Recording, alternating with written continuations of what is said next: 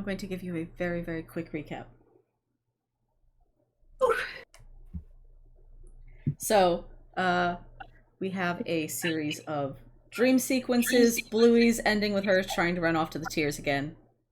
We all get ready for the council meeting. Bluey visits her old house with her dad and finds pieces of like, left behind of the people who'd been erased. Little, artifacts. It's very emotional. Allstar, Cass, and Loran have a competition about finding a date. Cass finds a Cult of Tiamat babe, and Loran's like, no, and she done disappear somewhere. Allstar frees a storm elemental from their host, and it's actually really sweet. And Loran and Allstar call off the competition, and it's time for the council meeting to start. Okay. Never mind that massive elemental that just loomed over us. Yeah. Well, actually, that's really funny you mentioned that. Because I'm pretty sure we basically left off exactly at the end of all of that. So, as you guys are kind of all standing there milling around waiting for the council meeting to start again, also there's like a big wide circle pulling back and parting around you as all the townspeople huddle up and kind of leave you and Loran at the kind of like center of all of this chaos. They're intimidated by my greatness. Loran says they're going to accuse you of being a witch. I am, technically. Yes.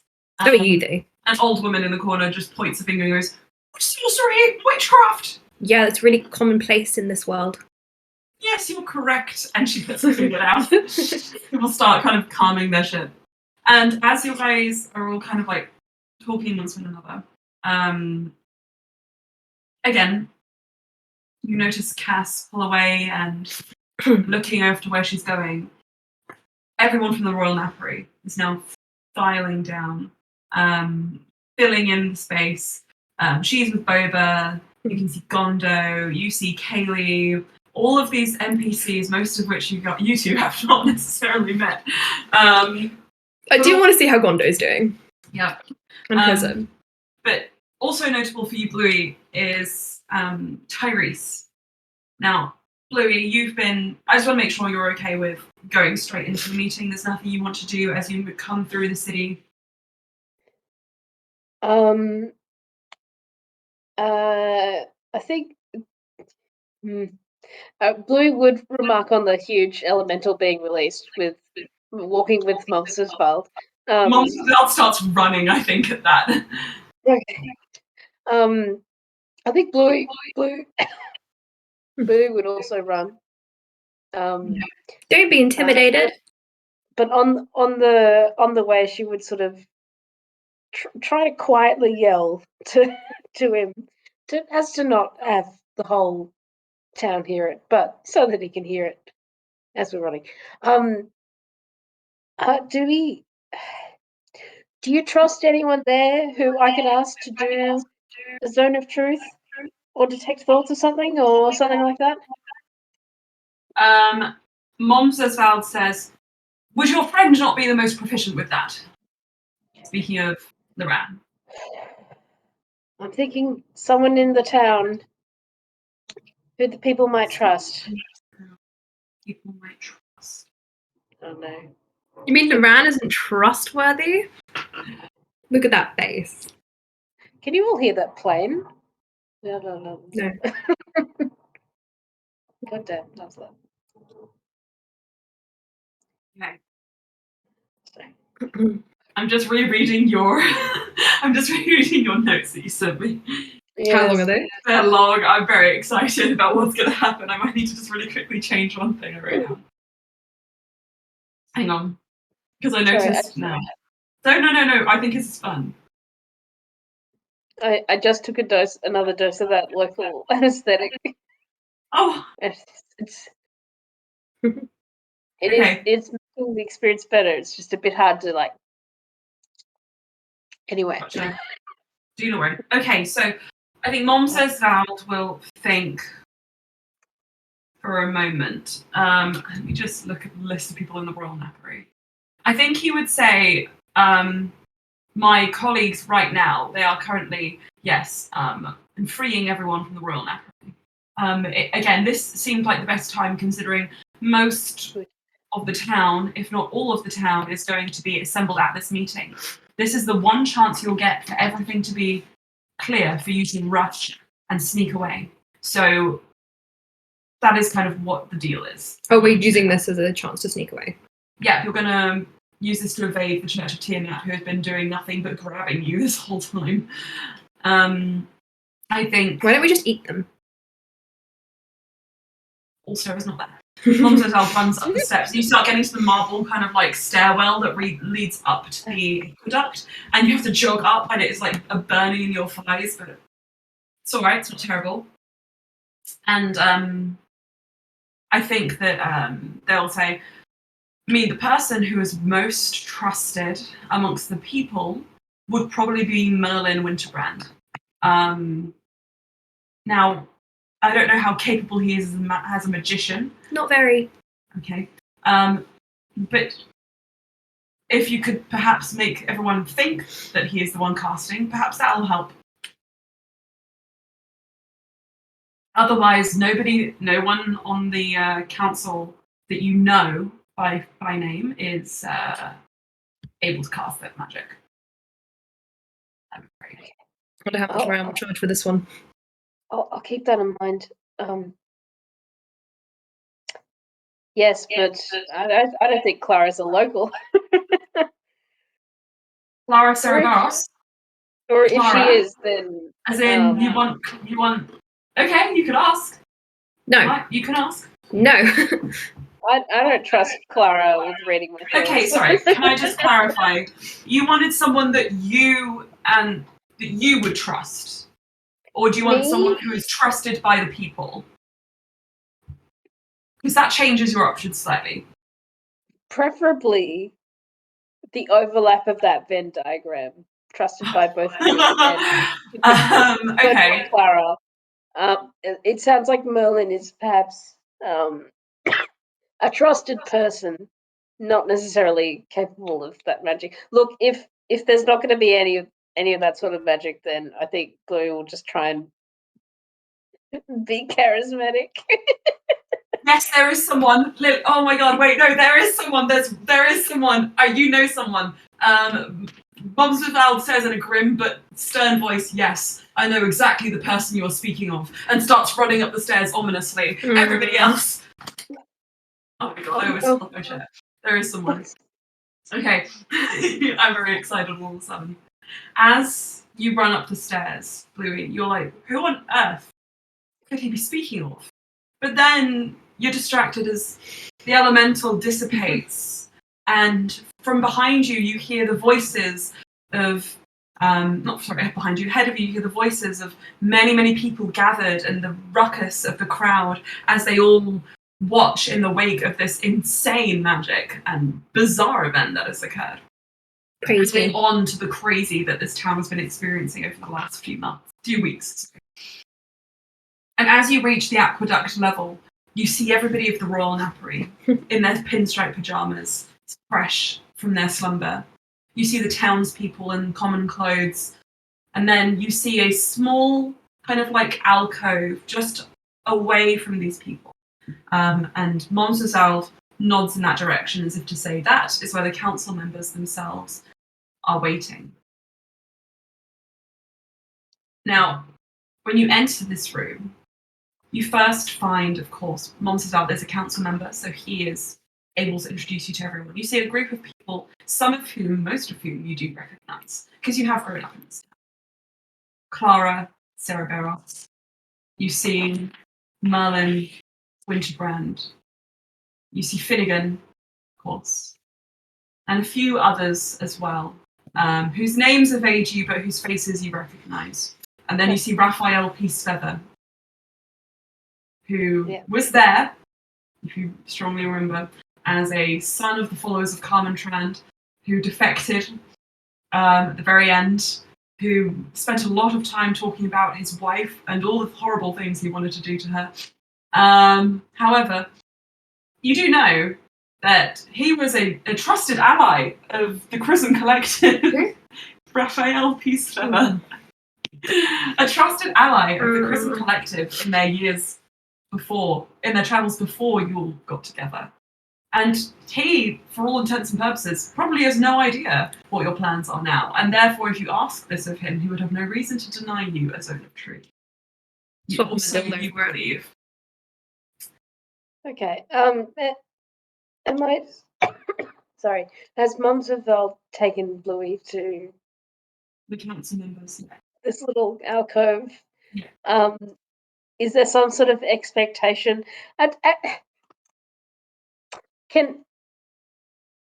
Does anyone look at the strange 6'6" blue dragonborn with red hands that comes into the door, or is everyone still just in awe of that escaped elemental?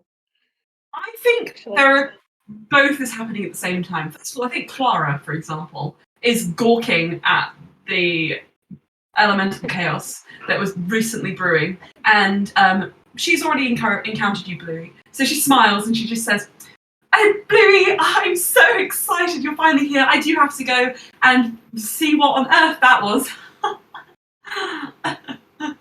And she looks like she might be crying behind her smile. Also, you feel a shiver up your spine as Clara comes closer. I immediately go to talk to Chrism. Yeah. That seems fun. Hold on to that for a moment. And Bluey, everybody else does greet you normally, and I'm just going to paste a list of the names. Thank you. So that you can just. As I'm introduced to them, and I'm like, "Oh yes, I'll definitely remember your name. Thank you. Yeah. Nice to meet you." Nice to meet you. That's good. Yes, indeed. Very schmoozing. Oh my gosh, sorry. Monsters World, Merlin, Laura, Tidal, Finnegan. Bluey, you're going to be on this list too because it's you. Me. And those are the names you would know. And then the names you wouldn't know are. Let's see.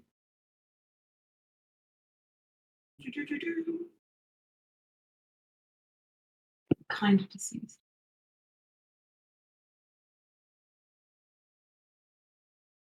I'm going to write their titles as well next. All right.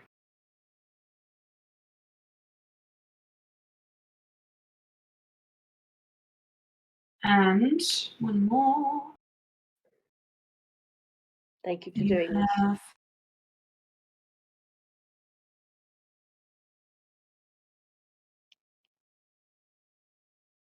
Okay.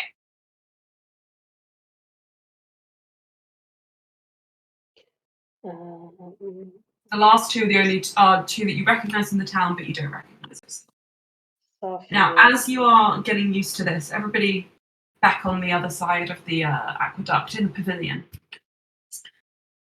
Ulster, people are slowly starting to kind of calm down, but your magic has caused a scene. You are drawing some attention to. Can't help it, I guess. Sorry, Loran. Loran just winks at you. And you said you wanted to go and talk to Chrism and Gondo. Slia, are you doing anything?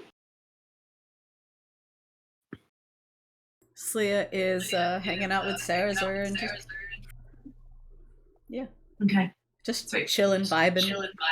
That's fine. You know what's really convenient is you and Sarazar are sitting on a long, empty pew, which has room for 6 people still to sit on it. So you hear a kind of gruff voice in pajamas say, can I sit here? And it's Gondo, who you have met parties before, but you've already had a conversation. By all means. He slumps down immediately, and his eyes look tired, and there are bags underneath them. And Chrism hops up onto the pew as well, and Ulster, Loran, that leaves a nice little space for you to wedge in. Where's Gondo's boyfriend? Did you say Gondo's boyfriend? Yeah. Gondo looks over at you and says, "Oh, Ulster, it's been quite some time." Where's I set you up. Where is he? He's over there. Oh, good. Phew. No, Joe. Oh no, Momsesvalder's. Well, look. Let me be honest with you. What? We got very close. That week we travelled from Elgelith, north, Mm-hmm. and then the strangest thing happened. We were looking for a place to shelter, and And you went to the Royal Napery and got high and never left? What? Yeah, we just sat down for a moment and had some tea. No, you've been there for a while. How long have I been there? Like a year? Like a year? I'm a human. That means a lot to me. Yeah, you do have a few more crow's feet. Anyway, how's Chrism? He would probably. I wonder if he'd actually look really good if he slept for a year solid. Chrism. Oh my god! Wait a second. I need to get into the energy. Chrism! You can still see me. Do you want me to turn it off? I'll turn my sound off as well.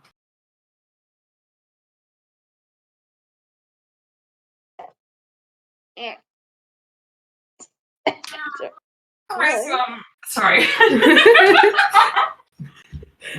So, you see this feral little beast with a face mask that's been on for about 10 years. You get the feeling if he's in the Royal Napery.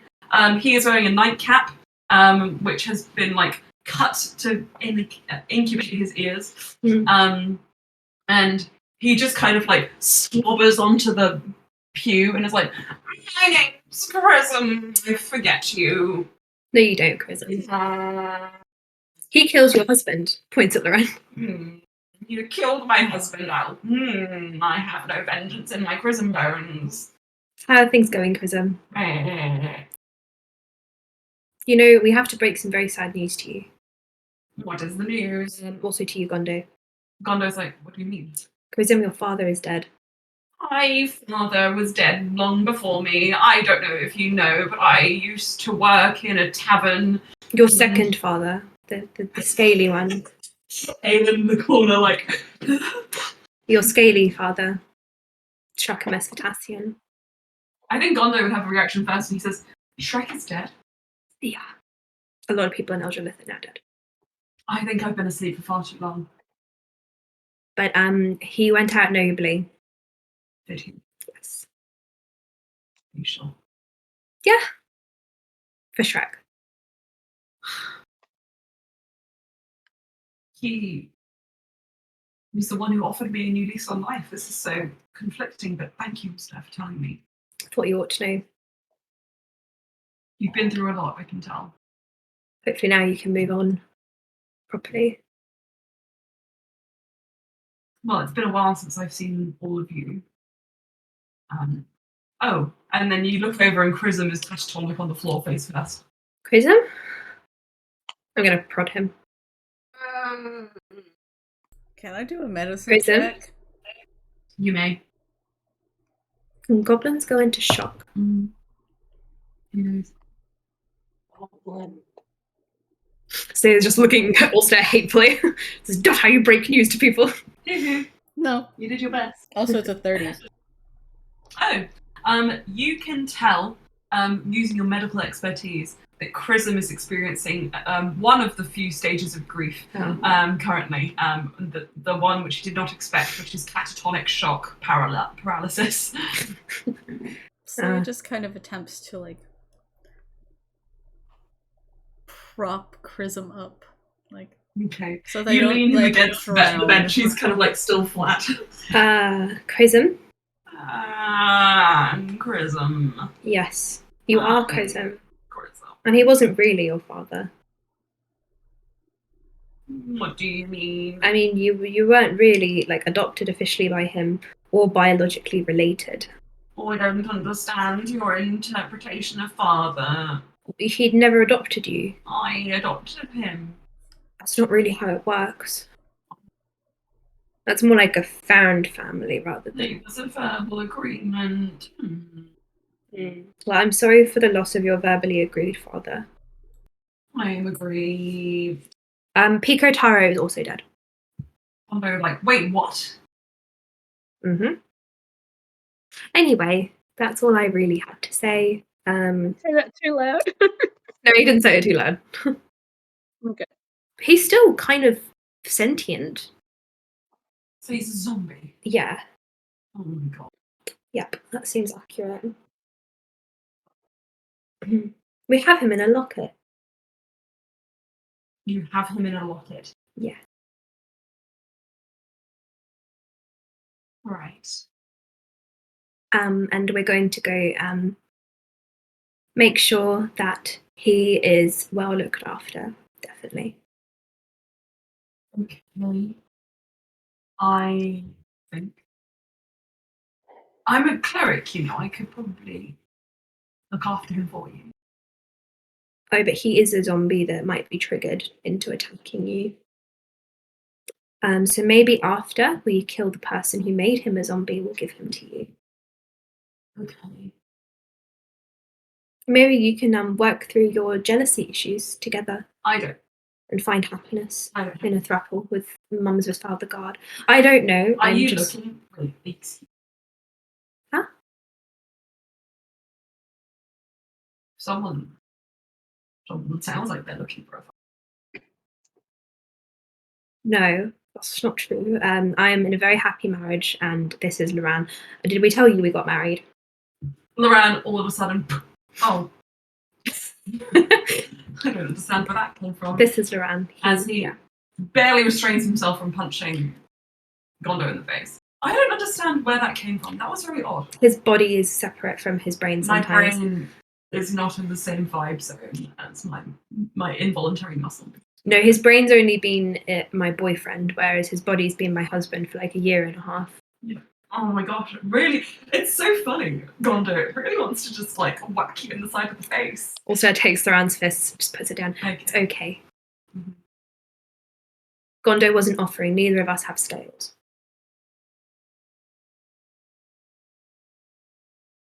Been good getting to see you again, Ulster.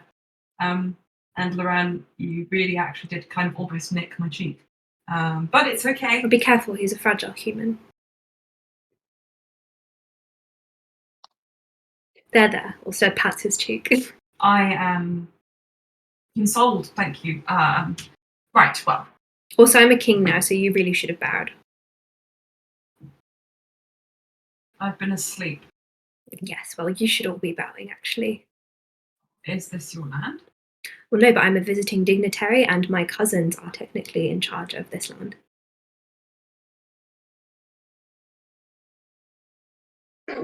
Sorry. Also seems to be taking the piss. Uh-huh. Ulster. Hmm. And your new companions. It's your Sphere. majesty, actually. I'm gonna stick with the first one. Yeah. Well, just if you ever come to the Messiah, we might put you in prison. I'm not gonna go there without an invitation. And if you invite me to try and trick me into prison. I do really want to put someone in prison. I haven't done that yet. Prison likes to go to prison. Well, Chrism I love. He likes So the why taste of would bars. I put Chrism in prison? Don't love me. No, I like you, but Chrism holds a very special place in my heart. Thanks. It's fine. It's not like we travel together or anything, and I was saved by you guys a bunch. I'm quite fond of you, but your scaly proclivities are I'm not. bit strange. It was a different. Sorry, time. I'm working on not kink shaming. It's not a kink. It's a different. Tyrese walks past and he blushes. Oh no, I'm joking. Tyrese. And Tyrese will stop, and he'll look over and he'll come and give you a rough grab on the shoulder as and you full body shakes you back. And he'll do the same if you Slayer. I will break. Not uncomfortable. And then he gives Loran a noogie. And then he says, "Oh, hello. It's been a long time since I've seen you guys. I'm glad that you're all safe. I Tyrese. don't know exactly how much time has passed, but it looks like a significant amount. You filled out quite a bit. You were so scrawny and small when we first met. Did you just call me fat? No. And Slayer. I don't know that name, Astra. It's a shock that I still remember who you are. I met you once. Tyrese, do you want to go on a date with Gondo? I'm much older than him. Gondo's quite old. Gondo's like, I'm only 39, I mean 40. I'm 40 now. Yeah. Happy 40th. How do you say? That's not terrible. Svea? Slaya looked like she was going to say something and then went, better not. And then just didn't. In your mind, you hear Loran say, I dare you. I mean, 40 is still young unless the world ends, so. Yeah, shouldn't say that out loud, huh? Gondo's like, She just I replied feel to Loran in the message. Loran cackles. They are sending secret missives. In your mind or stare, Loran says, send newts. Also, it's just like, anyway, Tyrese, you should really take Gondo and his other boyfriend and his son out on a date because, Is that not just a family outing? well, it can be a throuple and son outing. Gondo says, I need to bring this So a up to family outing. I just think you should really make the most of tonight. I don't. You should really make the most of tonight, Gondo. Okay, so I'm going to just really quickly reset the scene.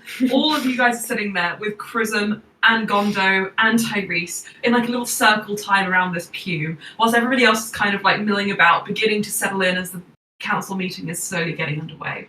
And they just stare at you. Tonight is the night, Gondo. Live your dreams. Tyrese, live your dreams. Date a younger man. Chrism goes, and then Gondo says, look, I get the impression something Also puts a finger on Gondo's lips. is afoot. No, you just have to trust me. Just live your best life. Yeah. Slea, I trust you almost less than him. This is not. There's something in your eyes. There's like a wicked twinkle. Gondo. Surely not. You don't know me that well. Are you two gaslighting me? No, Gondo, I'm literally just suggesting that I have a very special feeling about tonight and that you should really treat it like your last night alive because you might not ever get a night like this again. I think you need to know. Loran, I'm sorry you might punch me again. But I do have some scaly proclivities, but I'm not as full scaly as you expect. I am, in fact, a person who likes people as well as dragonborns. Can you please remove your finger from my lips? Dragonborns are people. But Gondo, you do like Tyrese says that usually. you do like scalies, and you have mums with found, so then you get the perfect combination of flesh and scale. Flail. Flail. It's a great idea. I have just designed the perfect night for you. Here, he takes off the harness he's wearing and puts it on Gondo. It doesn't really fit, but I'm sure you could get it adjusted.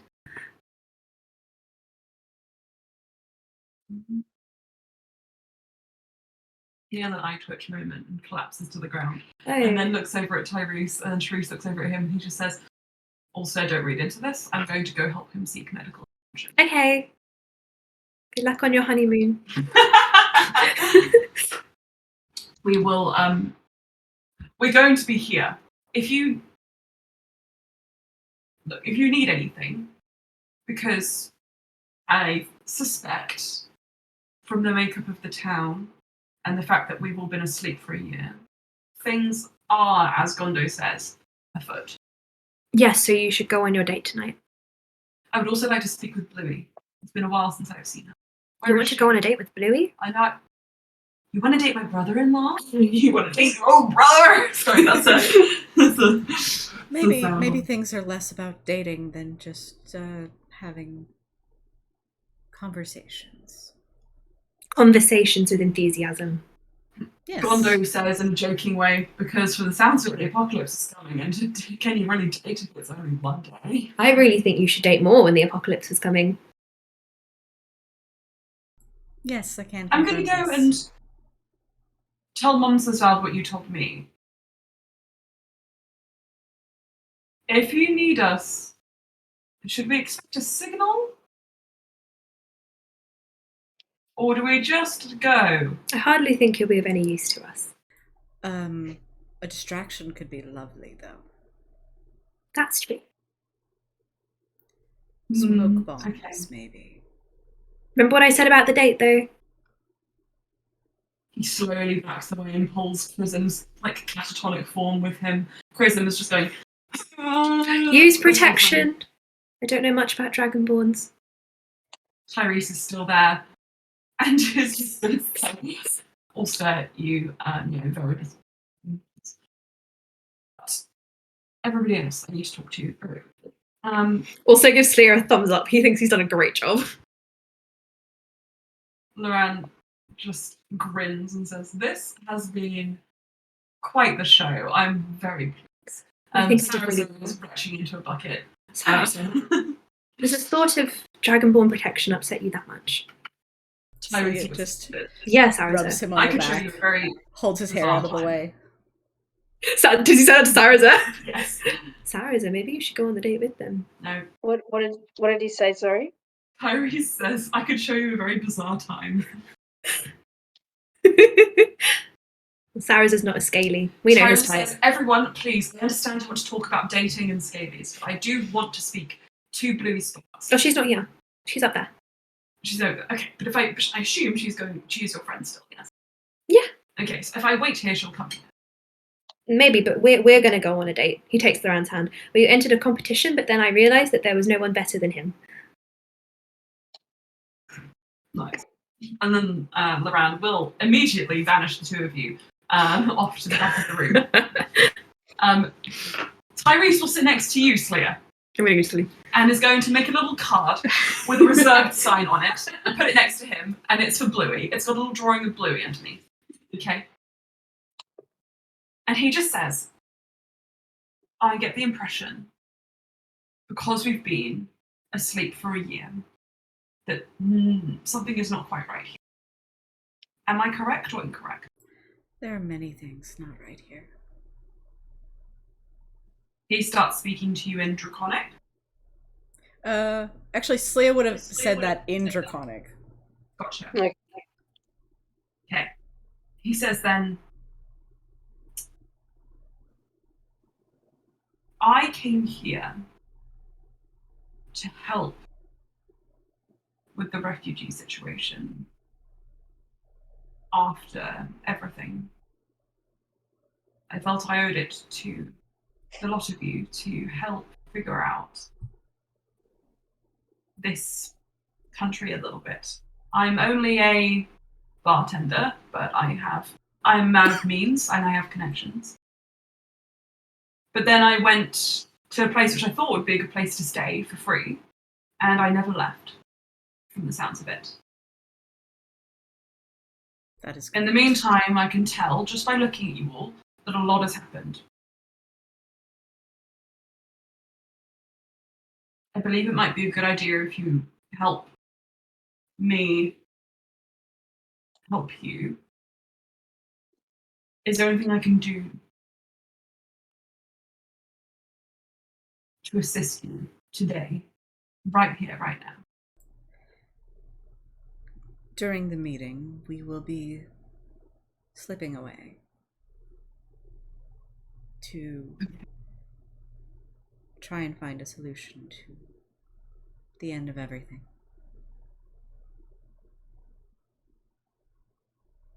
Understood.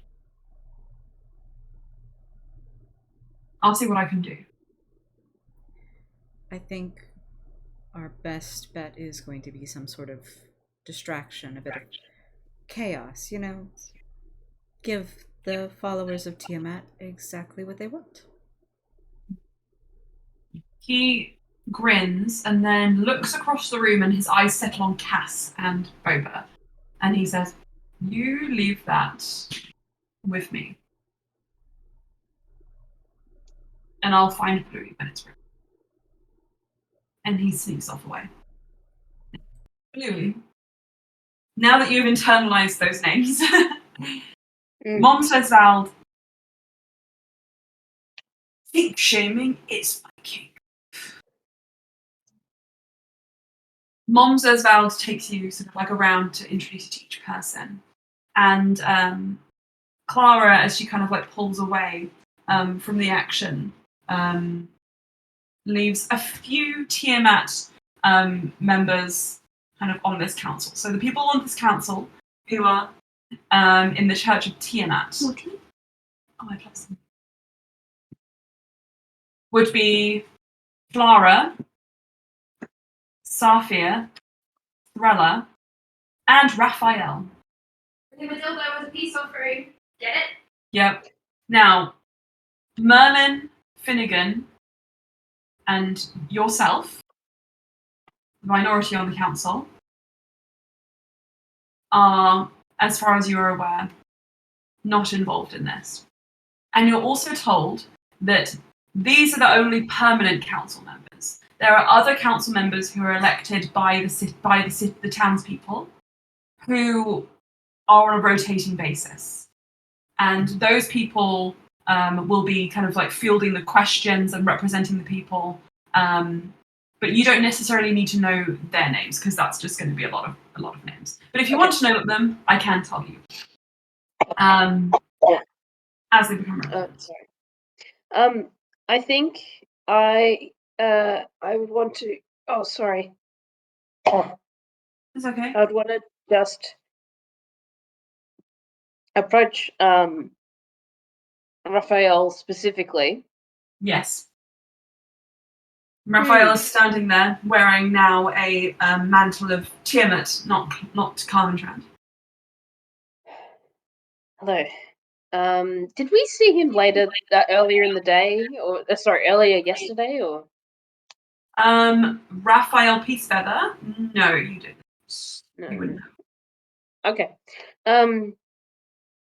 Hi. I have a question. I don't quite know what the purpose of today's meeting is, but I'm guessing you might be opening up to the floor or something at some point. Raphael nods and just says, "The purpose of today's meeting is to introduce you as a new council member." And everybody in the room looks at you. Also, by the way, this is quite close quarters, so everybody can hear what you're saying, unless you want to speak a different language. All right. You don't have any sort of truthsy magics? Mom Zersvald leans in and just says, "Of course, because Bluey wants everyone to know that she is earnest and true to her character when she addresses the people." And maybe, look, if this isn't going to target anyone else on the council, maybe a few people of Melas. How would you feel about that? Raphael looks interested and then says, "If I'm honest, if I was casting any kind of truth magic, I would not be able to limit it to one person. It would affect a radius. So I would want everyone to consent to it being there, of course. Yes. But I trust you to ask everyone and then come and tell me when that they have the given permission." Does he mean everyone on the council, or Everyone on the council, the townspeople, you get the impression that they would, because they're asking the questions of the people, they wouldn't necessarily. Okay. Yeah.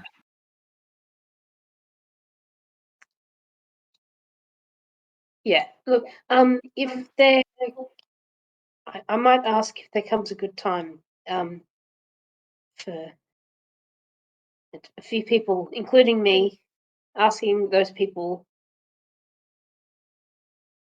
can you be put under a zone of truth with me? How would you feel about that? And if they're all right with it, is it okay if you do it then? Yes, I would allow that, of course. Payment for my services.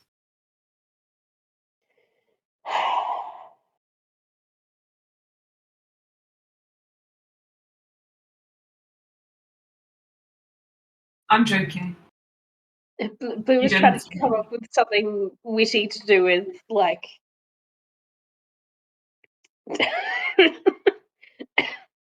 saving the city or something, but no, she like thinks long and hard, and then she goes to her wallet, and then when Raphael's like, oh no, okay, right, Yes. okay, yeah, I am aware that there are some merchants out there who wish to charge excessive prices for magical services, but I am a charitable man, and I do not wish to do so.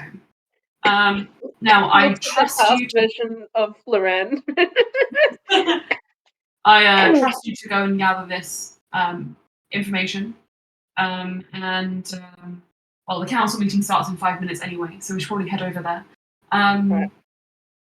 And then when you are certain that everybody is given permission, I will cast a spell. Okay. I guess Blue would then want to get like a handful of people, try to pick out a handful of people, like faces she recognizes from growing up. Um, like one or two old people, and like one person maybe slightly older than her, and then like one or two young people, like younger than her, Yeah. people who look like they were not young enough, not old enough to have gone through the ritual. Yeah. I don't know. Okay. But also, sorry, actually, maybe I should check before all of this. Zone of Truth. Are you able, like, if you don't give a verbal answer, if you just instead do like a thumbs up or a thumbs down or something, does that also have to be truthful? Like, that's a form of communication. Yeah. So zone of truth. I haven't looked into the spell. I'm sorry. I could have done this. Okay, so it can be evasive, as long as they can be evasive with their answers, so long as they lie within the boundaries of truth. It also does not compel truth, so you can't be compelled to answer a question necessarily. But it would be able to sort of ensure that you know who was trying to lie, and it would also let you know that if anybody was spoken to directly, they would not be able. They would not. What? Sorry. If anybody had to answer a question directly, they would not be able to lie. Okay. All right. Okay. All right. Yeah. So if I don't know if you want to. So sorry. So yeah, I you don't know. want to gather a few people from the crowd. So Yeah. if you're going over to the pavilion, I'm going to say that Merlin greets you and kind of like stands by you whilst you talk to Raphael, just to make sure that he's in on everything. Whereas Finnegan keeps a little bit of distance. You get the impression they don't want to show that there's too much of an alliance brewing here. Okay. You okay? Tea. Which one wants to?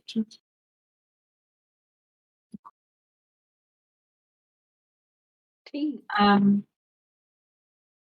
And then Sophia and Frella, I'll tell you a little bit about them. Sophia appears to be human, and Thrella appears to be like half elf in their appearance, her appearance. And both of them are people you recognize. Now, when I say people you recognize, this is a very small town, kind of closed community. Everybody somewhat knows everyone, which is how you were able to so easily get this position. You had been a leader when it came to organising the relief efforts. You were a figurehead of the siege, and Monsesval has been advocating for you during your absence. So even though you've not been here, this is how you are able to sort of smoothly integrate into this setting. Mm. Now you move over to the pavilion, and as you do, Clara and the other Tiamat church leaders begin to mingle in the crowd and pleasantly talk to everyone. And you notice there is a circular table in the corner with lemon water and like fairy cakes that have been donated by the local parents. And Boba, Cass, and Tyrese have all poured themselves a glass and cheersed each other, and they lift it to you as the drinks are passed around. And Sleer, they make a point of coming over to you as well, making sure that each one of you knows that one of them is there beside you. And as everybody starts taking their drinks, you see them just kind of slowly, subtly tip them onto the ground and look you dead in the eyes. As if to say, don't trust this stuff. Yeah, Sleia wasn't actually going to drink it. She was going to fake sip it. Gotcha. That's all good. You fake sip your drinks. That is all fine. You can nurse them slowly.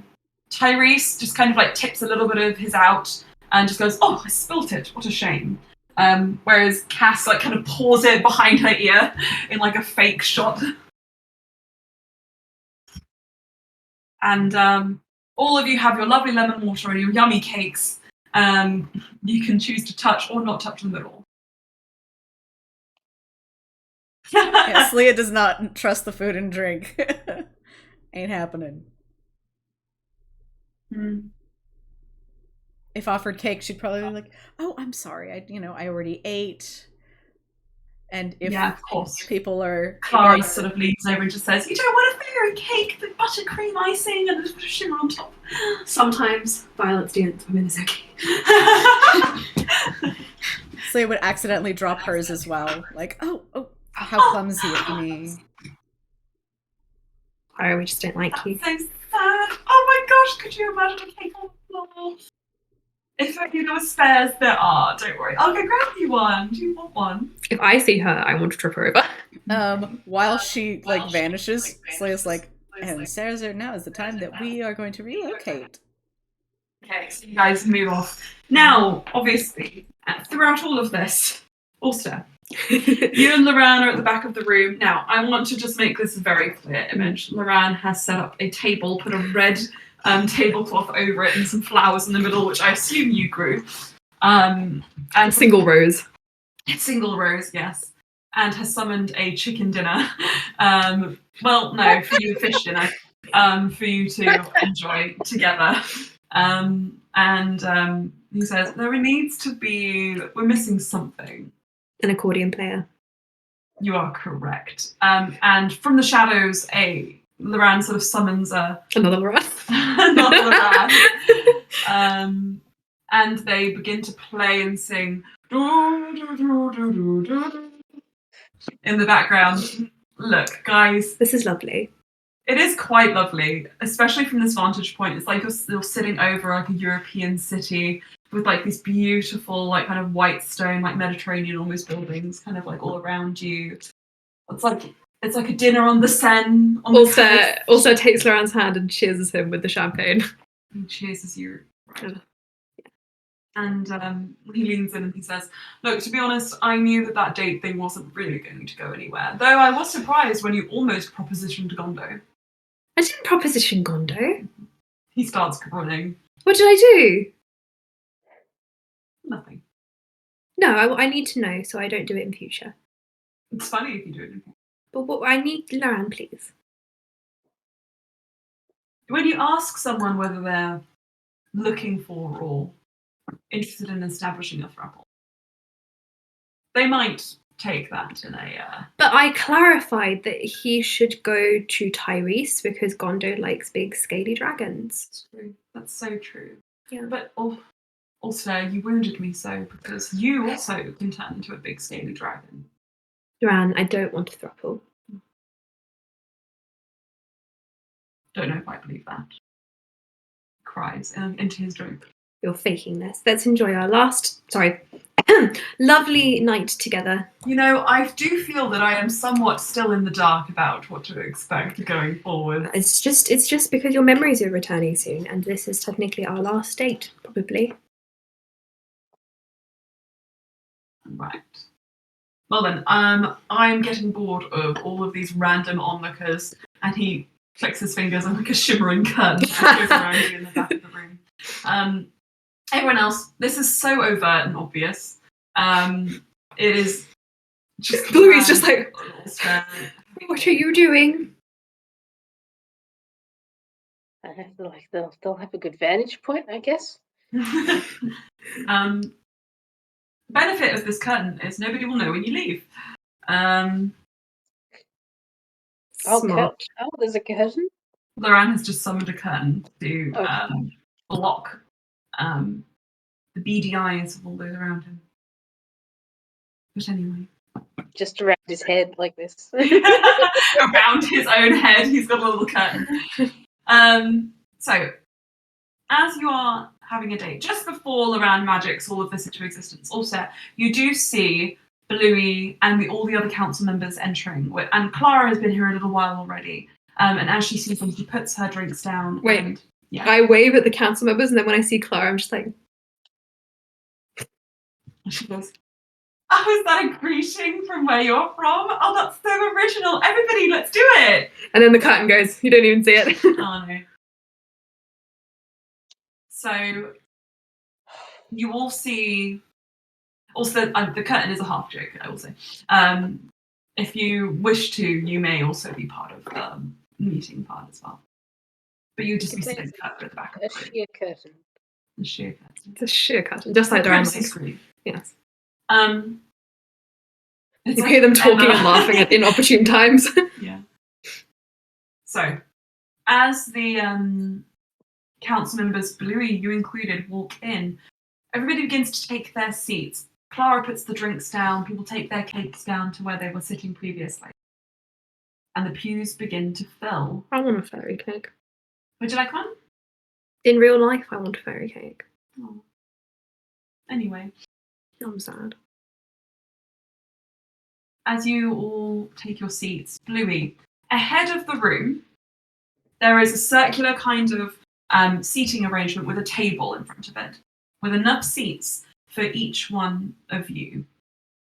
-1. Momsesvald encourages you to sit in one of the front pews, and then just says, I will call you up when it is time.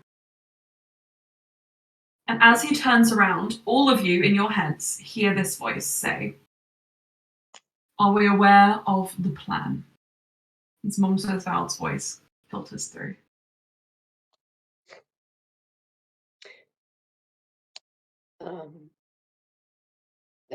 Bluey tries to summarize and say back, slip out of there unnoticed. Don't let them know we're going to the tiers. Okay. Does anyone else have a reply from Momsesvald? Everybody can hear the replies as well if you want to convey any information. I think that Cass would probably say, we've sorted a distraction. Don't eat or drink anything. You hear the clink of knives and forks from Loran's direction. Except your coco van. You can eat them. Bluey is too stunned to speak. It's chicken. Chicken What did with wine. I was trying to remember what coco van was, because I've only ever heard it from Blackadder, like the 4th series. Oh, yeah. Oh, God. But like Ratto van. Yeah. And when asked to describe it, Baldric says it's rat that's been run over by a van. Ulster is having fish, but it's tuna, so it's technically sea chicken. Yeah, there you go. In rice wine. In rice wine. Oh, that'd be good. Anyway. Okay. I think once you've established that, Bluey, you remember, just as everyone is settling down, you haven't yet asked anyone about the zone of truth. And Momsesvald kind of is watching you as you feel the window of opportunity closing, and then he messages you privately and just says, why don't we just be open about it and ask? In front of everyone, how could they say no?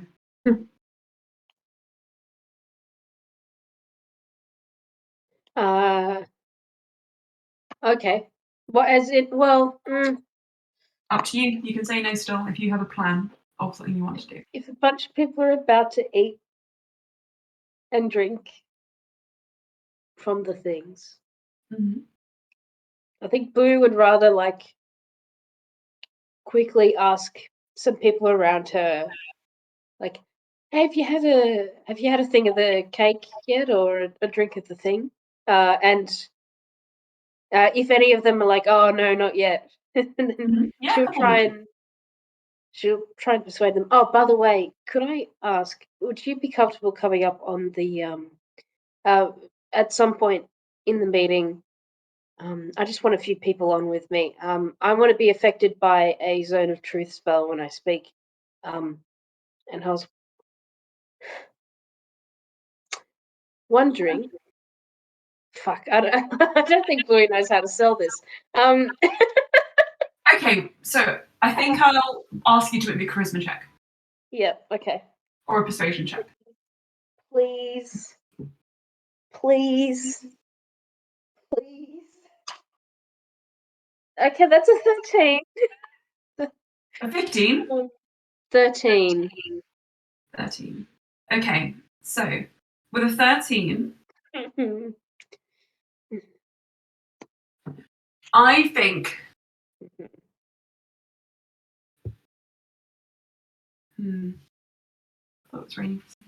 I think they look at you, and this person is a short human with a sort of like greying hair, like a bald patch back there, a little bit older, and he looks at you and he just says,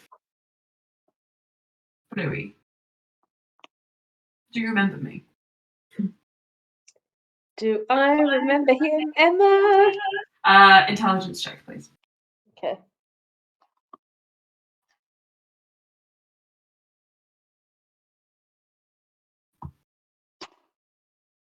Ha, 19. 19. Okay.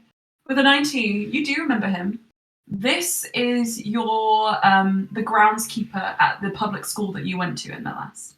And Aww. he would always look after all of like the trees and the plants, and would also give classes on like nature and the natural world. And he would often bring around fruit and vegetables for you and your father. Aww. Yes. His name. Wait, excuse me. His name is Leaf Litter. Leaflet time.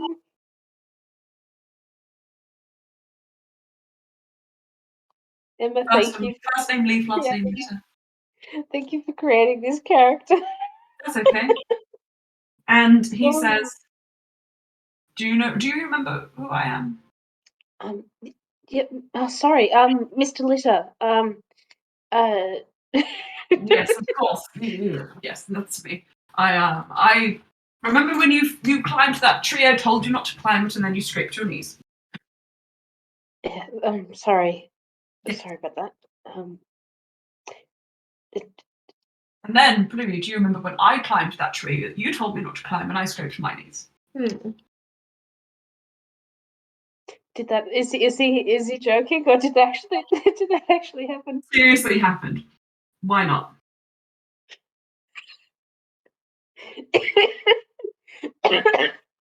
um.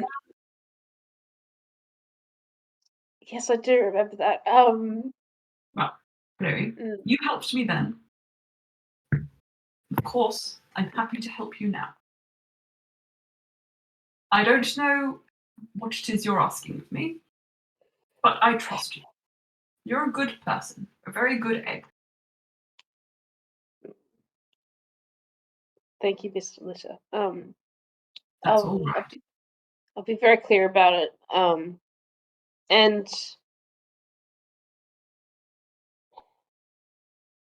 look at there's like melancholy on her face, like thinking about the fact that he's presumably gone through the ritual. Ergo, he's chosen to stay here. Ergo, he knows, at least was faced with briefly the consequences of what that would be. Yeah. And I, yeah, Yeah. she would just sort of thank him and then look around and nervously kind of wait for the start. Yeah. As you settle, Monza's kind of looks at both of you and takes a seat at the council. Not the head, but where the horse is. Is there anything else anybody wants to do before we start? Any plans? Any messages to send? Laugh loudly so people feel jealous of our happiness. I think Loran will. What's it gonna do? I think he's going to sort of move the screen to the side and sort of like turn his seat so that the table is between you and he's watching like as if it's a dinner and a show. But in your head, he says, Ulster, what was the name of that Cornish individual we met? Serious? What? Well, I think they're here. And he kind of taps the table. Can I insight check him? Yeah. 17. 17. Ulster. He is looking down as if to say, look under the table. Look under the table. There is a pair of goat eyes staring back at you. You weren't invited to this date. What do you want?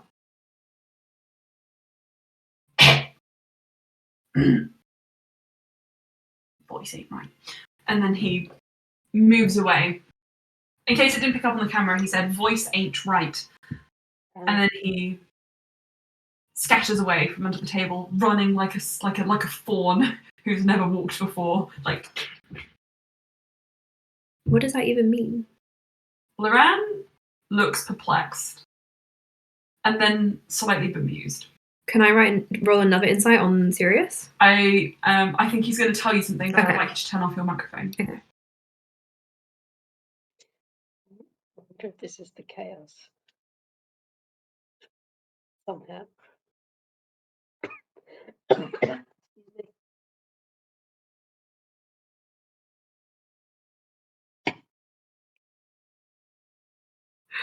Ulster is like, shit. Gets up and runs after Sirius. Mm-hmm. And then as he's leaving, he's like, you need to message them. Sirius is running down the steps of the pavilion area. Oi! They stop. I march over. I'm little goat man! I march over and I pick them up. I'm little goat man. Change back now. No, Yes. I shake. you can't make. I can tell your dad.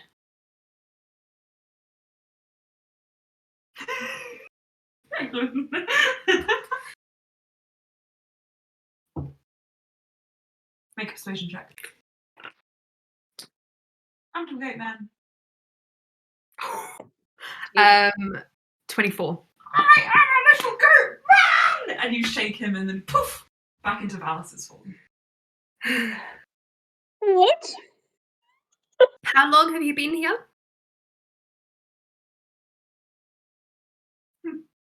How did you get away? From your parents? Valis? Right. I turn him upside down and start carrying him back up the I saw a stairs. weird little thing. You saw a what? I saw a weird little thing in the house. What do you mean?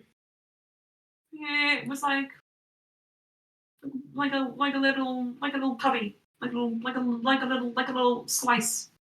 I went through it. It was sparkly and shiny. You crawled through a rift. Yeah, whatever that means. I just wanted to be here or somewhere else. I thought it'd be more fun. Than being with your parents. They're very overbearing. Right. So You don't understand. They're very overbearing. I do understand. Mm. Valis, They're very protective. you are going to come and you are going to sit with me and Loran. And if anyone asks, you are our child, okay? I don't want to be your child. Yes, you will be, because if they ask whose child you are, we will have to make up more lies, okay? Everybody else. Orsted trudges back with Valis under his arm. I've been gone for 6 hours. They're going to notice soon. And that's going to be your fault. I don't know yet, but I'll make it your fault. It's not our fault, and Gerald trusts me. I can change that. You are a bad child. You are. You need to learn behavioural skills. And you sit down on the ram. I put Valis in my lap and I just stuff a cake into his mouth. Not a fairy cake. Not very cute. Okay, right. Yeah. Uh, So you see the cake. Souffles. It's too good for you, Valis. Loran says, I think Cass has done something to the cake and the drink. I will say, every time you hear Ulster discipline Valis, he's not being particularly mean. He just seems to be following through the motions of what his father said to him, but in a softer way. So, as you sit down, Bluey, you just hear commotion behind you. And it's one of those things where it's like, oh dear God. You're getting the anxious little sweats.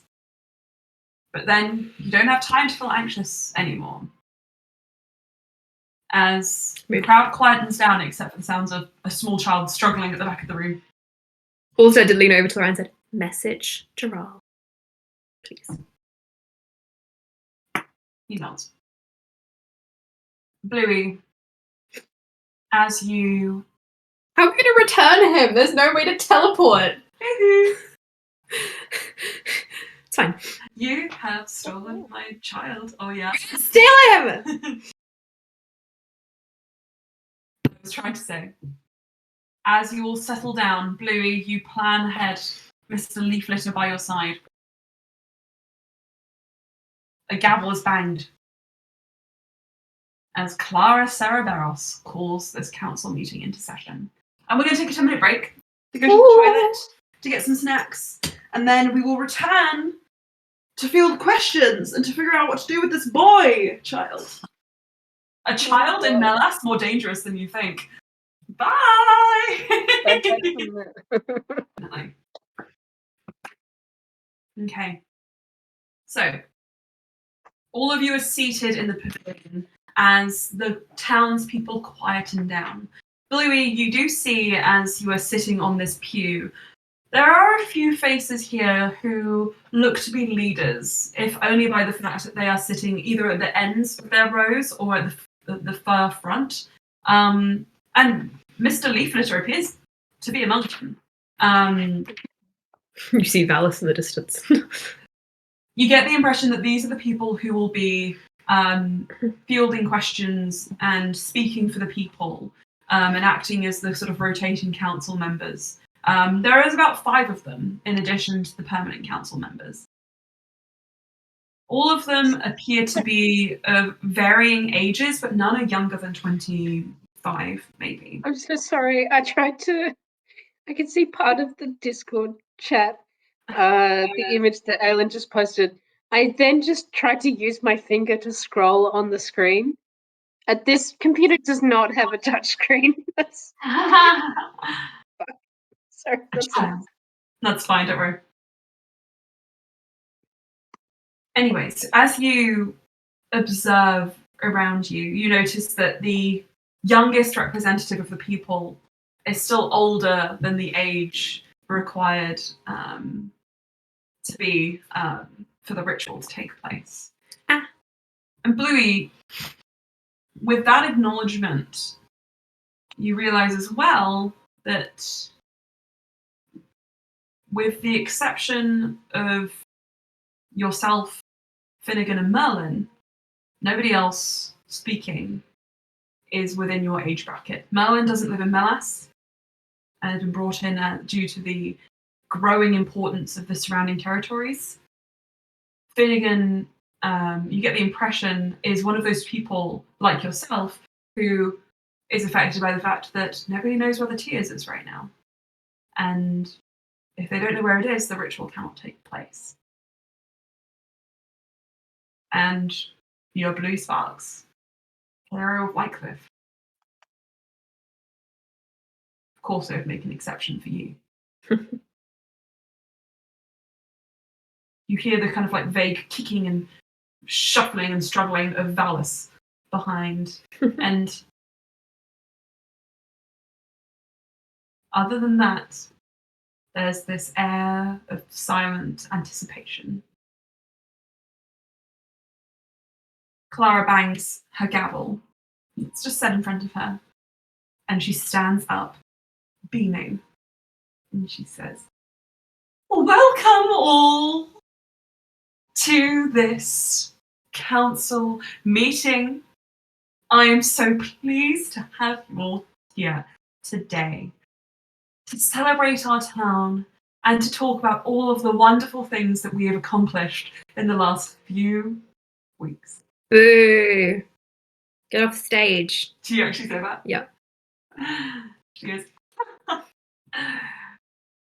"We also welcome, as I'm sure you've seen, friends from beyond our borders, whose cultures and greetings are foreign to us. You suck. Let us all turn and boo to them as well. No, actually, as booing their cultural greeting. booing is reserved for the Ready? you. No one does it. And I'm gonna roll a persuasion. well, make it with disadvantage for me. 15. So it's 20. Okay. It is a mixed bag. People who appear to be older, slightly more skewed towards the Tiamat slash cultish mindset, do boo, but they look happy while they do it. Boo! Boo! And they kind of boo each other. Loran, make our voices louder. Okay. And Loran, you just hear a booming kind of like monotone boo from behind. Valis, boo with us. Yeah, exactly. Big fart noise. Big fart noise. Clara smiles and says, "Oh, isn't this fun? Yeah, it's really fun. Let's boo louder, guys. Come on. Boo. The booing kind of silences. No, it doesn't. I rolled a good persuasion. No, don't worry, it's not that. It's not you. The booing kind of silences as Clara continues. "Well, that was wonderful. Thank you, our welcome guests. And of course, I would be remiss not to mention the newest addition to our meeting here today. Monsters out, if you wouldn't mind." She smiles and sits down, takes a sip of her drink. Monsters out slowly stands and just says, "Hello, everyone. I would like it to be clear that booing is has a negative connotation. I do not necessarily not condone booing today, but please go forward with that acknowledgement." And he gives you a very subtle thumbs up to you all stare. It's so fast, blink and you'll miss it. Anyway, as you know, I am not a local to Melas. I am, in fact, a dignitary and official from Elderlith's Watch, the royal state that is down far south from here, and knows very little of your customs, but respects them all the same, and wished to do so by sending me here so that I could learn and take everything I learned back to the people. You have a unique and intriguing way of life, which is very complex with a history which is just as rich and complex, and I am glad to know more about it like I do now. But my time on this council has come to an end. As I am sure you're all aware, we have a permanent resident of Melas who wishes, with all of your permission, to claim what is rightfully theirs. You know her as the hero of Whitecliff. She is known on foreign shores by the noble title of Lady, and she has been welcomed by the king himself. She will be an addition, a wonderful addition, to this council, and I thoroughly believe that she will lead us towards the path of all that is just and all that is true. Louis, is there something you want to... Can I lean to Leaf Leaf Leader and just sort of say, so is no one elected on this council? Are they just sort of, how's this? Leaf will say, no, they are elected. You were chosen, but you've been absent for quite some time. Oh, okay. So Momsville took your place as an honorary member. Okay, sorry, I think I understand. All right, and she, thank you. And she tunes back in.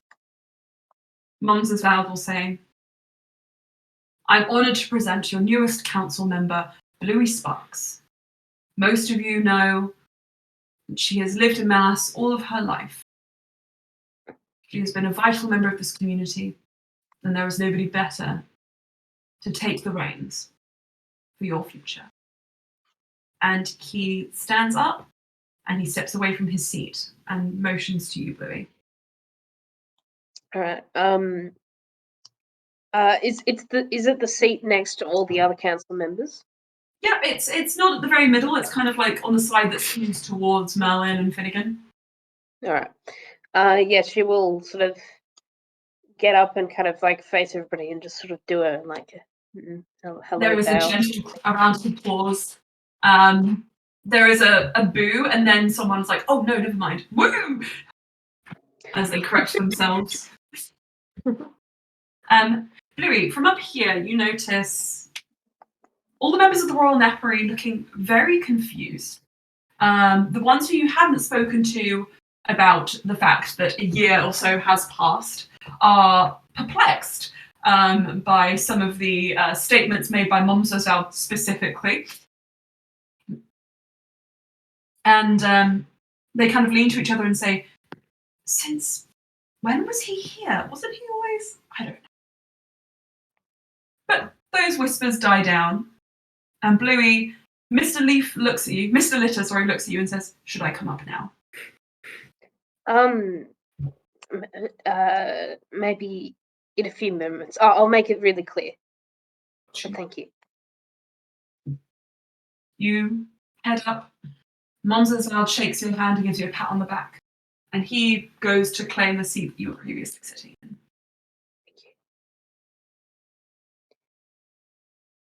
Bluey, you kind of head up, and before you can sit down, Clara stands up again, and she says, Boo. she says, Bluey Sparks, I'm so pleased that you are here and that you can specifically be part of this council. We, all of us, want to give you the warmest of welcomes, everyone. Also, it's like that woman who followed Churchill around and rang a bell every time he tried to speak. That's really funny.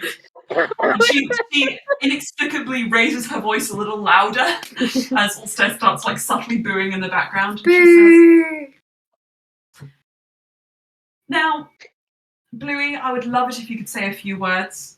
And then, as with all regular council processions, we will all take some questions and discuss the matters of the day. Isn't that wonderful? Isn't that so great? You suck. Okay. And she sits down. Bluey, the floor is yours. It's okay to heckle fascists. I'm just wondering, am I allowed to have the professional opinion of my fellow players, Lily and Aylin? You want all Should sorts should Bluey try to do a bit of her spiel now, and questions later? Probably good. I don't know. Like, roast them, Bluey. Roast them real good. Just so you're aware, the question period is when roughly you will be aiming to sneak out. So if you want, yeah. All right. Well, in that case, she'll sort of if there's like a little speaking point. Yeah, there is a central kind of like podium which the speaker can sort of stand at, which you can go to. Raphael is looking at you as if to say, "Time for magic." Do it. And he just quietly leans forward into his microphone and says, "For the information of all the council members, I will now be casting Zone of Truth. Post haste. I assume there are no problems with this." To which Finnegan says, "No problems." Melon says, "No problems." And roughly around the Clara Cereberos mark, she says, Also rings a bell. Da da da da da. No problems. Ding ding ding ding ding ding ding ding. as a gracious audience member. Ding ding ding ding ding ding ding ding ding. I have Ding ding ding ding. problems. Ding ding ding ding dong. Ding dong. And You don't know where else I got the bell from. He and Valis are just ringing it. Valis is like, Yes! No, it's not also ringing the bell. It's Valis. Also's holding Valis up. I can't control him. He's not my child. I mean, he is kind of, but yes. He is resuming his Ciceri disguise, just for the purposes of staying undercover. But anyway, as you ring the bell, Every time she speaks, Sophia and Thralla, following Clara's lead, also say that there are Sophia. There are no issues. Okay. Right. And the Zone of Truth is cast now. She would help Mr. Leaf. Is it Leaflitter? Yes, Mr. Leaflitter up on the stage, aware that he is an old man. And I think would ask if he could also stand at this little lectern, whatever it is. Yeah. The other sort of like representatives of the city look a little confused, but they trust Leaflitter. And he leans into the microphone and just says, "Hello, everyone. Hi, Jerry. Hi, Tina. It's been a long time. Your new hair looks lovely. All right. Peter, I'm going to get to your garden next week. I'm having my books. I'm done now, Blue." This is a microphone, by the way. This a voice enhancing stone of magic. By the way. Thank you, everybody. Thank you for your vote of confidence for me on the council. This is a position that I very much am invested in getting right, and I want to do right by all of you. Has the Zone of Truth spell now been cast? It has, and I have to tell you that the three council members who are for Tiamat all three of them tried to resist. One of them succeeded. It was not Clara. Okay. Yeah, one of them succeeded. It was one of the other two. Right.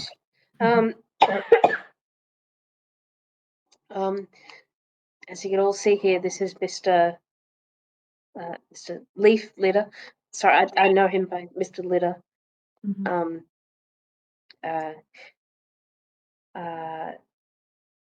I asked for a zone of truth to be cast on me specifically, and perhaps anyone who I could maybe direct a few questions of my own to. I don't want to freak you out, Mr. Litter. And she'll just quickly check with Raphael that, like, Raphael, can you confirm to everyone here that I've failed the... Everybody, I can confirm that Bluey Sparks is speaking the truth, the whole truth, and nothing but the truth. So help her, Tiamat. Okay. Thank you very much. All right. Everybody, I know that the top of this meeting, it was described as sort of going over the successes or the things going well with Very much is going well, isn't Ding, it, ding, Bluey? ding, Yes. ding, dong. Sorry to the interrupt. Ding. town. Can I enchant a bell to float above her head? Or can the round do that? The round can definitely do The round, can you enchant a bell to float above her head and ding every time she talks? that. The round just slowly turns his fingers, and Bluey, at mid-speech, you hear a slight chime above you as a bell flows over your head and just lands above Clara. Whoever is using magic in the crowd, please refrain until the end of the It session. just dings throughout the entire thing. You can't hear what she's saying.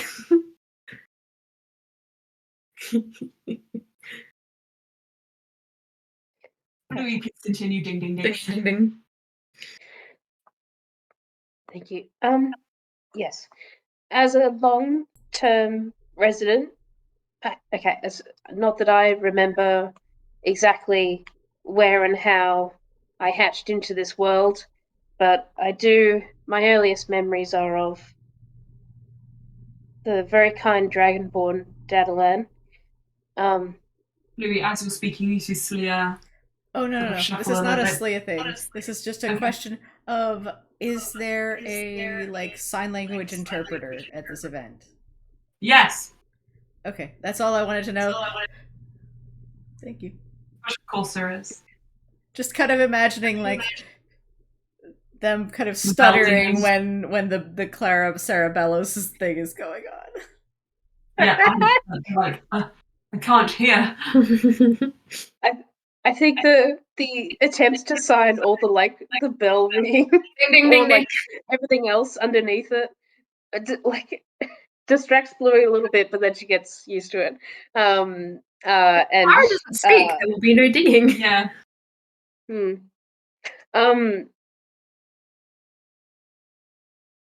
It's basically, well, you all know that I've grown up here. That's what it's supposed to be. Everybody,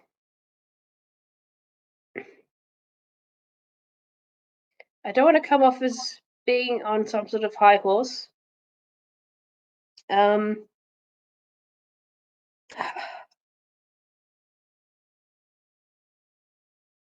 think everybody here who's grown up here Sucks. and who spent a significant amount of time here has paid a high price for things working as well as they seem. And she'll look to Leaf Litter. I myself have not been through what would be kind of like a hallmark experience of the town, the ritual. Okay, right. So the moment you say that, there is a confused looks throughout the populace. And when you say the word the phrase "the ritual." Like a cloud over a sunny day, there is a cold, kind of dark expression that sits on the faces of all the elder members, anyone older than like 21 or so, in attendance. Clara speaks, she gets dinged. Including Mr. Letter, who starts and takes a step away from you, Bluey. And as you kind of stand there, you hear just like slight whispers, but it's impossible to really make out what they're saying. It does feel a bit colder in here than it did before. Oh, guys, come on. You don't like being called out on your child's sacrifices? Is Ulster actually saying that? No. Can't you tell that's me? Bluey, you may continue. I'm sorry if bringing this up is painful. Unfortunately, this will be a big part of what I want to touch today in the meeting, and a big part of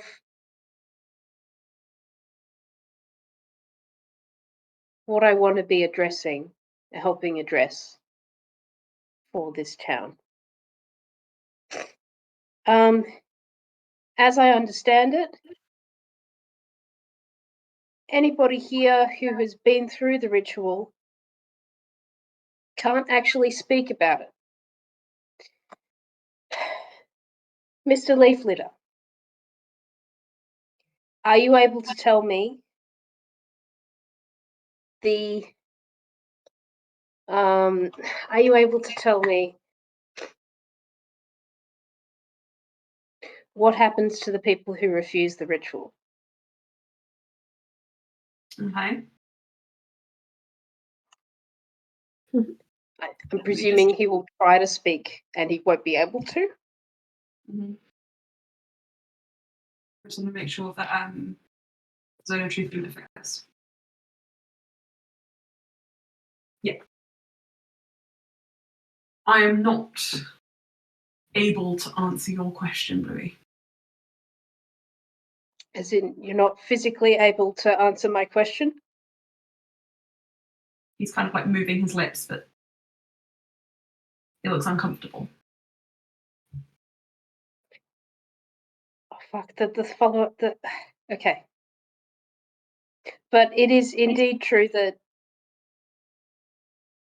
you would know an answer to that question.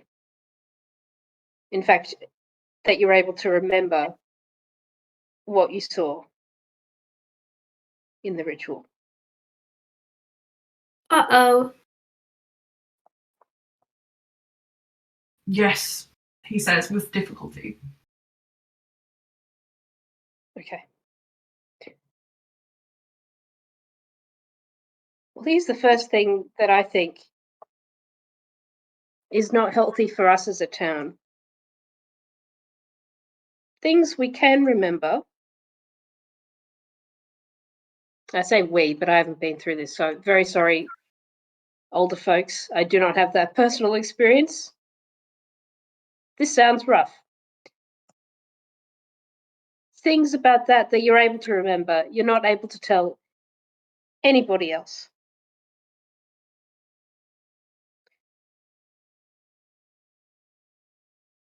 And something else, everybody who's been through that ritual and come back here, you know that you can't remember all the people who have left and refused to come back. You know they exist. You might have seen their faces, parts of them in some sort of strange kind of like fog thing, but you can't remember who they are. And I know that well, I don't know that this is the case for you. I know it's the case for me because that's what it's like for everyone else. That's what it's been like for everyone else who hasn't gone through the ritual. And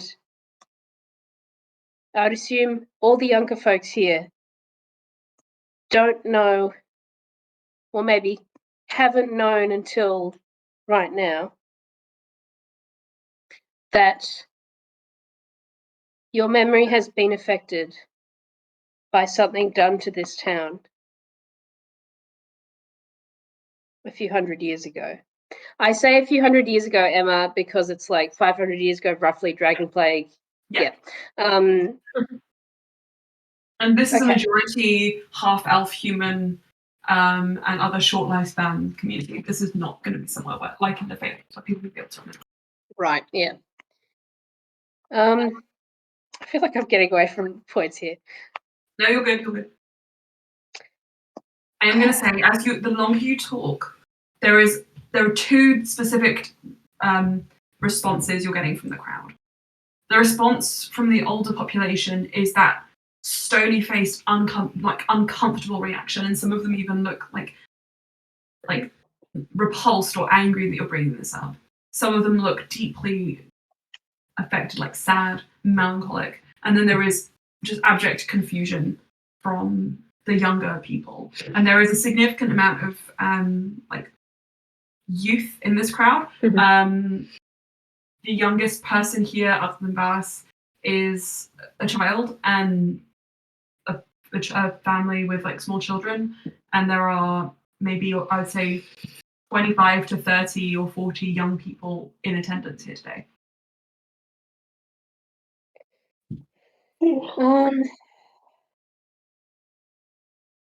Right. Some of you young people, I'm not sure, you may be wondering why someone might choose to leave the town.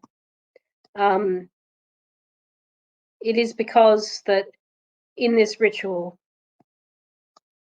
you discover that I think children.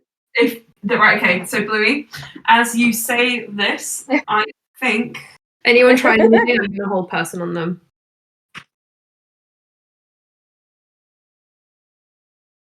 Do any booze start up? I think this is a bit tough. And I'm sorry, Bluey. I'm gonna hold person if anyone tries anything. But I think Mr. Litter kind of tries to grab you and pull you away from the microphone. I will hold person, Mr. Litter. Okay. It's a 19 save. 2 on the dice, and he just like reaches for you and just holds in place. And Clara stands up and says, "I must insist that magic from the audience." And then there's a bell, and she just. Would Blue be able to tell that Brian cast that? He's not even Okay. hiding it. He's like, oh.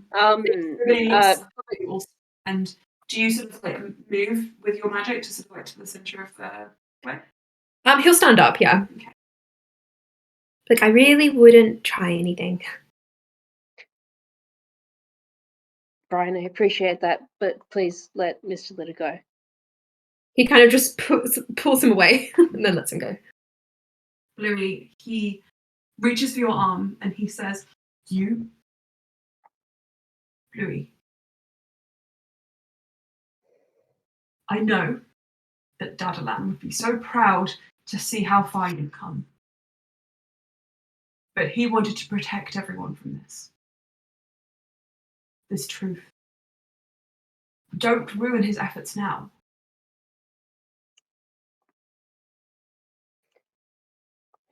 Respectfully. Shut the fuck up. Dad's been dead for several years. And I'm not sure exactly if he could speak for his wishes right now. But how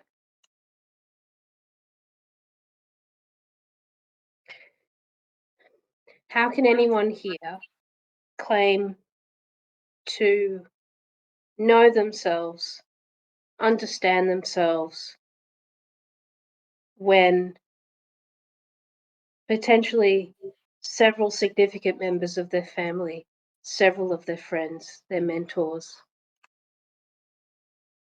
are forgotten. The people that impact you and influence you, the people that you grow up with, the people that perhaps you were planning to grow old with. How can you know who you are when so much is lost to this? I understand if this is painful and you don't want to be hearing this again, if nothing could be done. I think maybe it's felt like nothing could be done for so long that you've just had to accept and suppress. But frankly, it is not just us who pay a terrible price. It's the children trapped,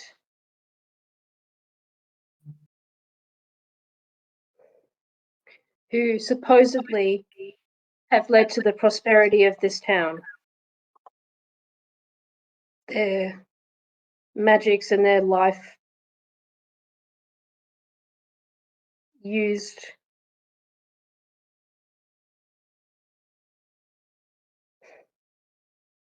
and for people who could not fathom that this is happening and felt like they had no choice but to leave. I can tell you, they've been stuck in another plane. Okay,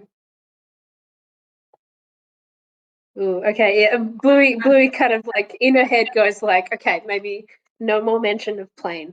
This is. And I think to help you out a little bit with that, Loran will shout out, and they were the lucky ones, from my understanding.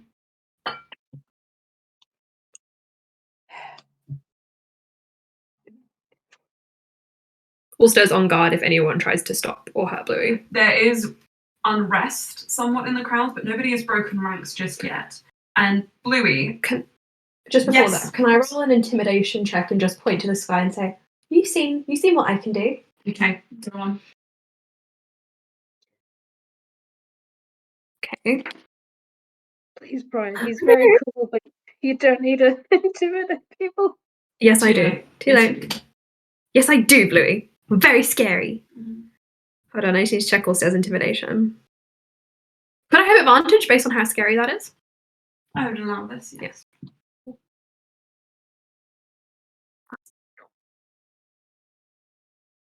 Baby. 17. 17.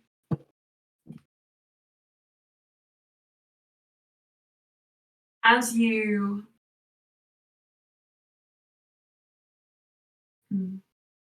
Like some sort of crackle of thunder or something. as you speak, the clouds kind of gather again, and there is a crackle of like thunder. And when the thunder hits, there's a lightning bolt that just kind of like hits the middle of the pavilion. And as you speak, and there's just the outline of Shirlef like, like from behind Ulster, like giving Clara the fist.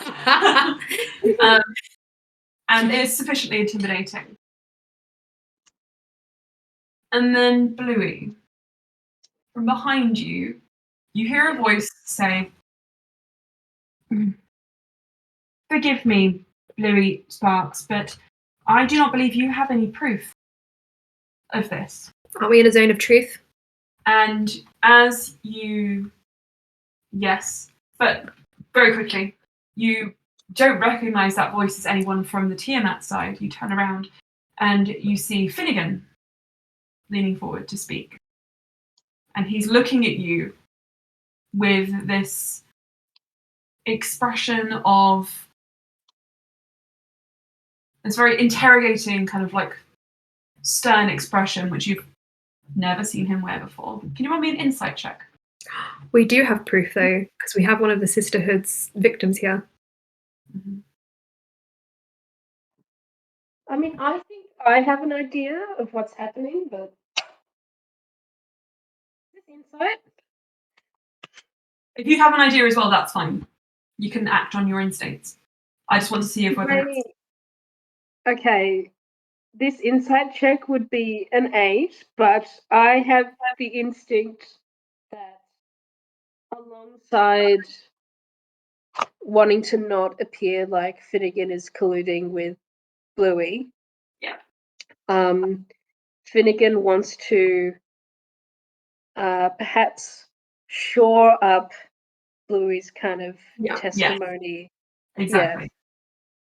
Yeah. I think she's like very like confused at first, and then like, oh, it's probably a good idea to like. Oh yeah, I get it. I think Merlin would second that and say, respectfully as well, I know I'm not of this town, but it is quite the story to believe. Besides, it's not like this town is 100% perfect. Just a few weeks ago, there was an earthquake. Bluey, what do you have to say to that? What proof do you have? To the earthquake? Wait. No, what proof do you have Okay. of what you're saying?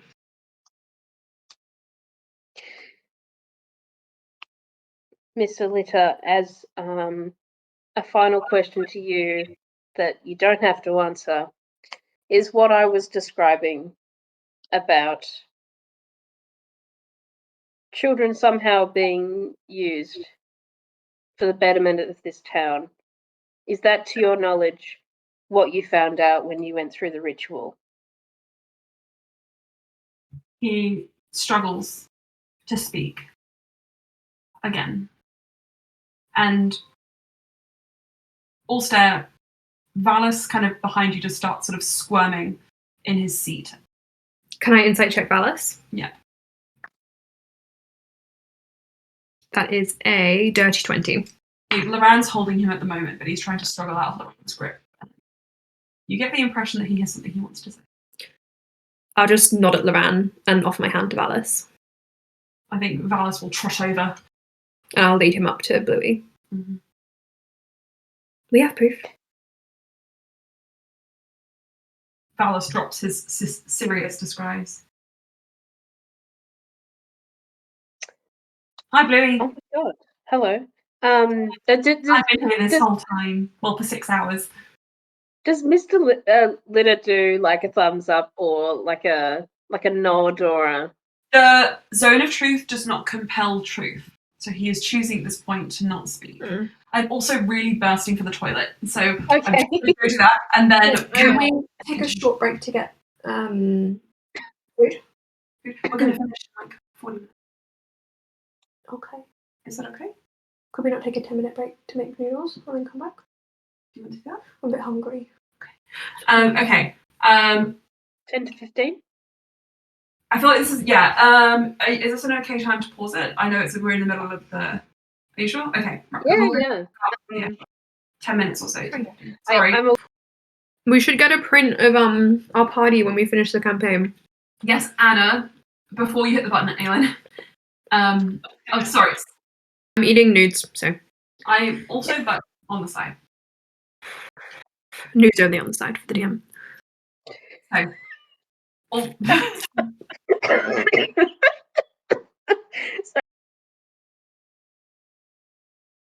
It's the sound of the DM enjoying good nudes. You bet. These actually do taste pretty good. They're pretty good too. The Japanese one. I've got my nudes full frontal here. They're great. No one can see them. Anyway, so now we've destroyed Anna. Bluey, as you stand there, the fawn version of Ciceri disappears and is instead replaced by Valis, who's like, "Hello, I'm the most important person in the room." Technically, yes, you are right now. Hello.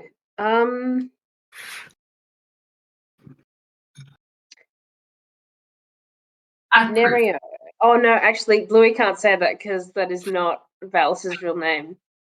But it's a name that Valis chooses to go by. So therefore it is real. Okay. We have a victim of the very cult that supplies the children to keep your town safe and happy. It's very traumatizing for me. Yeah. One of the suppliers? Not all, or is okay. One of them. Nerio, as you know, might like help with Brian, like pick him up and bring him to the needs to be held up to the. I'll hold him up so Bluey can gesticulate and talk.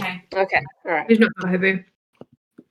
Blue will pat him gently on the shoulder. Hello, everybody. All of you seem very strange and weird. Hey, Celia. I'm here. Hi, Sarah's there. I'm Cass. I play the snake game with Bluey and Cass sometimes. He says into the microphone, where Cass gets this big, you don't know who that is, but I don't care, gets this big snake and Bluey chases her. Now, Nerio, we are very short on time. Okay. So why don't you just tell them briefly what the sisterhood is and the fact that they supply children to this town? Yeah. Okay. So basically, my name is Nerio, and my dad tried to raise me by himself, but it was really hard. So my other dad decided that he would send me to this cult called the Sisterhood. This is all true because I'm in a zone of truth. Is that how it works? Anyway, and basically, in this cult, I met lots of brothers and sisters who all were sent off to horrible fates. And I am pretty sure the Sisterhood also supplies the people who are sacrifices here. It was horrifying, and I saw lots of death. And you were one of the oldest in the group, weren't you? Yeah. I'm like 10 years old and everybody was younger than me. So look at this child, everyone. This is the oldest. I don't reach the top of the podium yet. Anyway, joking aside, as Valis gives his recollection of all that happened, I think the townspeople start to move forwards to crowd around the stage, if you allow them to move. I think Blue would say, "Thank you, Nerio. Thank you, Brian."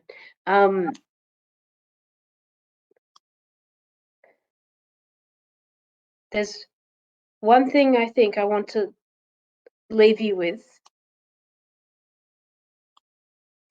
Probably in the past few days.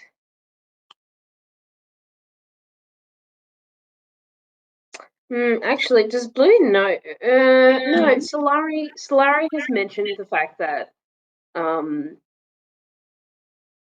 people in the town have kind of been like slowly waking up.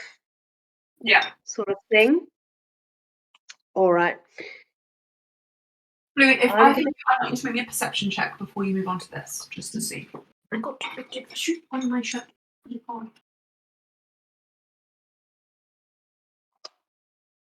Fuck. Oops. So it's a 4 on the dice, which means it is 12.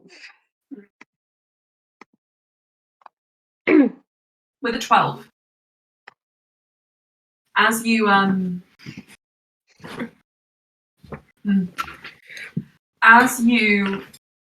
move on to this subject, the subject, I think you notice that amongst the crowd there are faces, there are people who look uncomfortable. But it's hard to say because you think that they could be uncomfortable because of what you're saying, but also because they feel anxious about speaking out and saying something, either to you or to the crowd. I will protect anyone who wants to speak. I am scary. Everyone screams.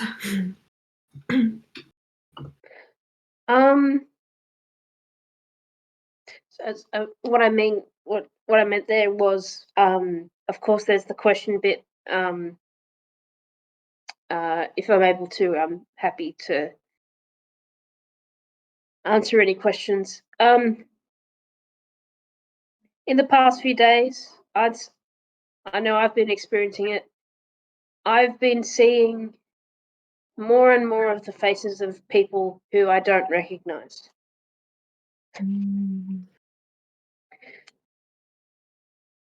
I have it on good authority from some trusted allies that this might be happening to a bunch of you.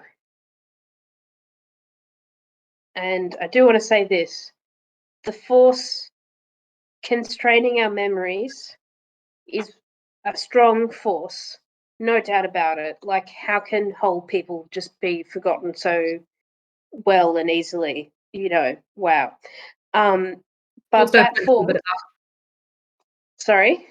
Also flinches a bit of that when you mention how things can be forgotten so easily. Sorry. But this force, it is incomplete. It always has been. And recently, it has been waning. And I say this with hope.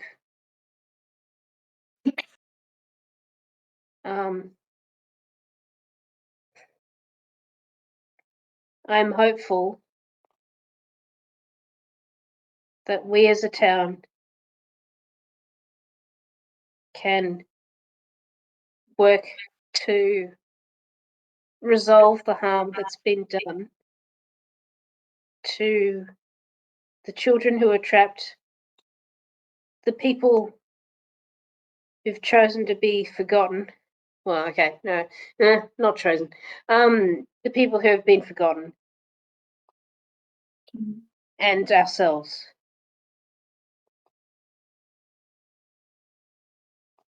I want you all to consider that.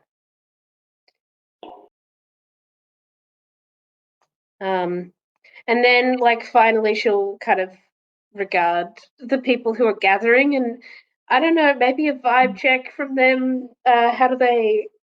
I understand. Okay. You vibe check them? Insight. Inside.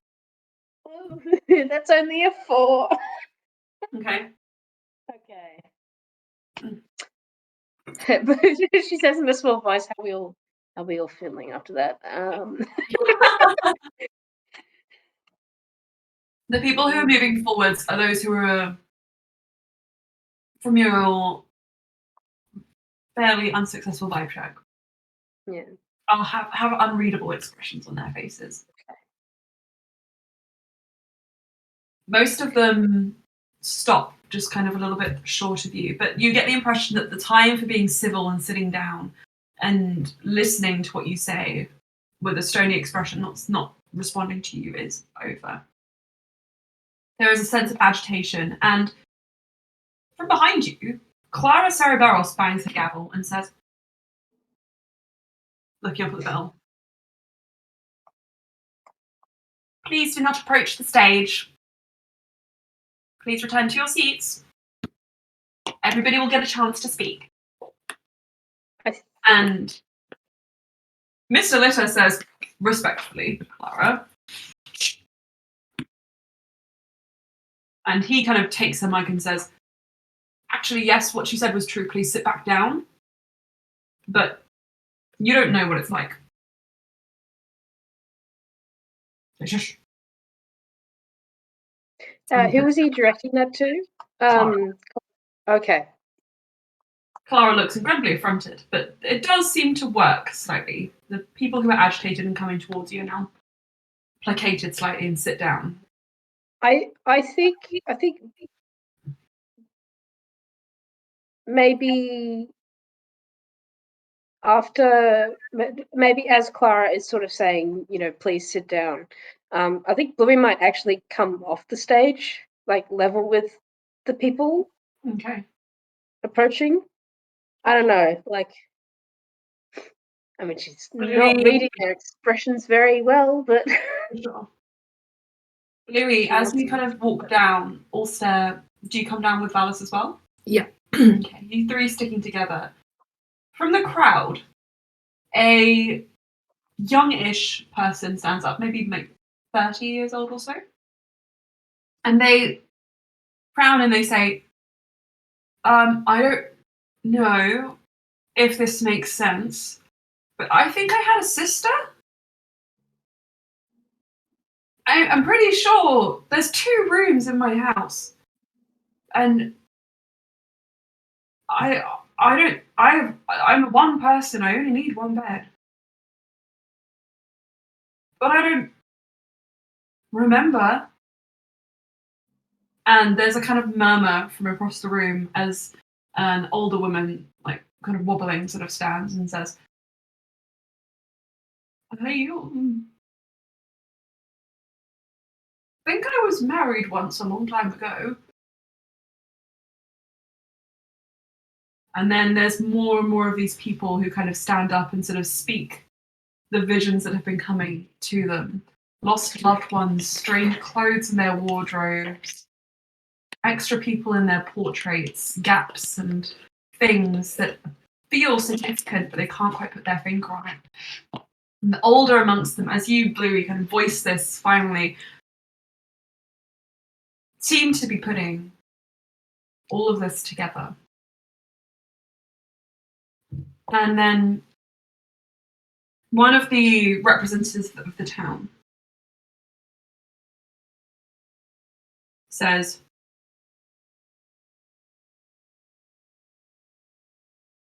surely we can see that since they took over, and pointing at Clara, the town has fallen into disarray. Is this not proof that what we were doing up until this point works? No matter how drastic it is. And there's a slight murmur of a mixed response to that. And Finnegan says, I do not believe there is adequate enough proof. But what I do see is that, Bluey, your delusions make you unfit for this position. I would advise you take 5 minutes to calm down and then come back and we can speak again. And anyone else, and he looks at the crowd, who feels conflicted about this or confused, I recommend you do the same. At which point, there is a older man who stands up from the back. And he is closest, you see, to that table of drinks and appears to be quite full as he has crumbs of cake around his moustache and his goatee. Not Lorraine. Loran's sitting back with his champagne. He's like, no, I don't need whatever that lemonade is. Also does mouth to Loran, have you messaged Rob?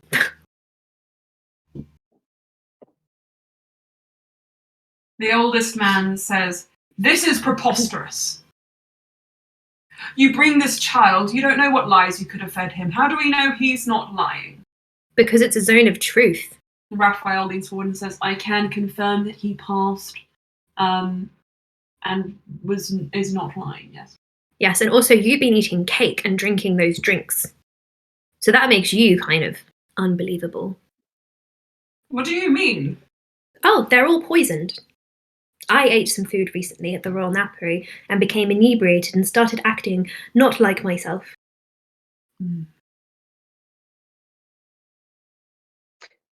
Bluey might go back onto the little podium thing and say, Clara, actually, can you confirm this? Is there a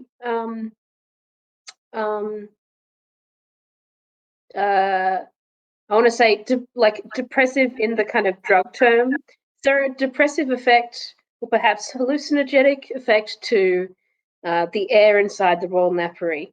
Yes, there is. Oh, Is there a similar poisoning or some sort of extra effect to the food and drink presented freely at the Royal Napery?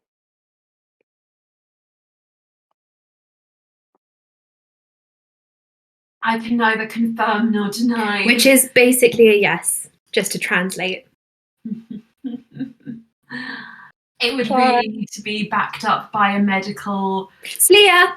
I actually can confirm this, as it took a very powerful restorative measure to clear out Ulster and Loren's systems.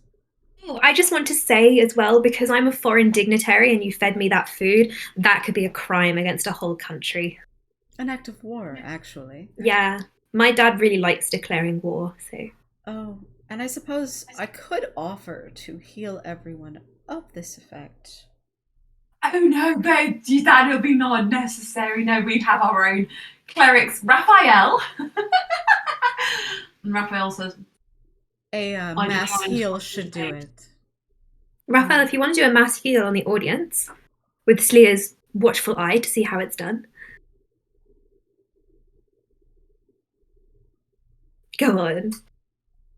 Also is living his Since best you have life. absolutely nothing to hide from these people who you've been leading for months. I don't see anyone from the dance class here. I wonder how they're doing. Or maybe they just couldn't walk. Do be honest with us now.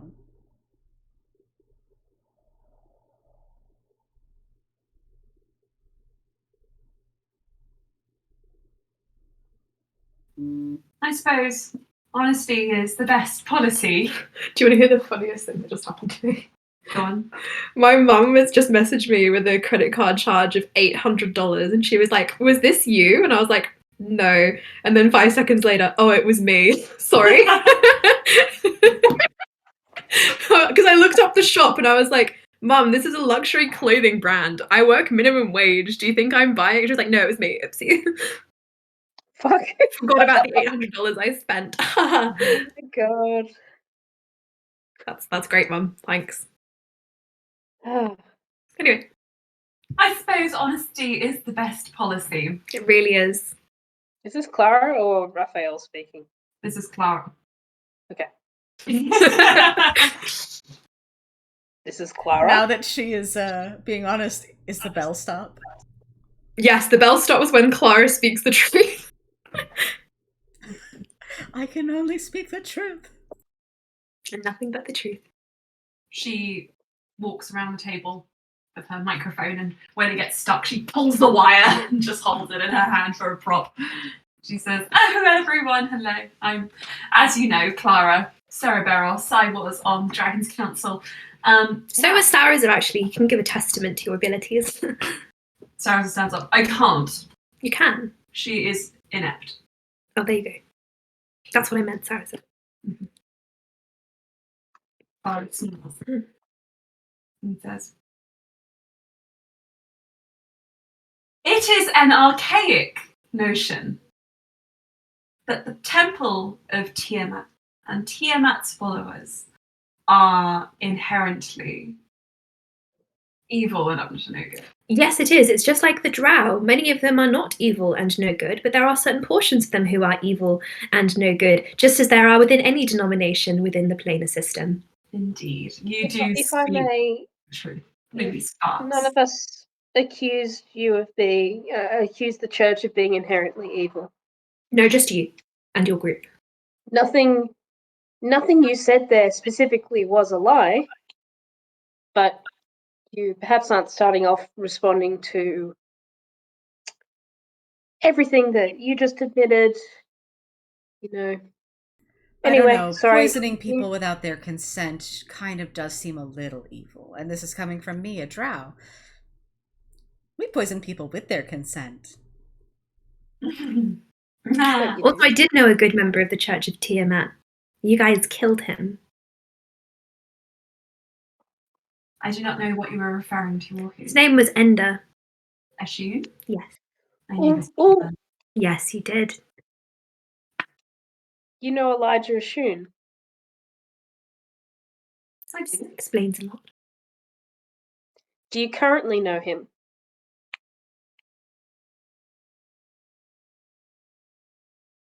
Also mimicking Clara's smile right back at her. He's like, So are all of us except Bluey. She looks at you, Bluey, and she says, I do know him currently. That's interesting, since he was pronounced dead several years ago. He has... He's reacquired quite well a body via his son. Do you Also think without anything that you're consent. saying here is going to shock people? No, it's just kind of elaborating on what they probably already know. Yes. Truth. I don't know. I Out think in the I'm a open. decent person, and it shocked me when I learned about it. It shocked me, bro! I was shocked. Alice, cover your ears. Why'd even say Okay. shook? Iran, have you messaged Joral yet? No, this is too fun. Please do it. Ugh. Sorry. Just I'm deep breath. begging. Kamara says,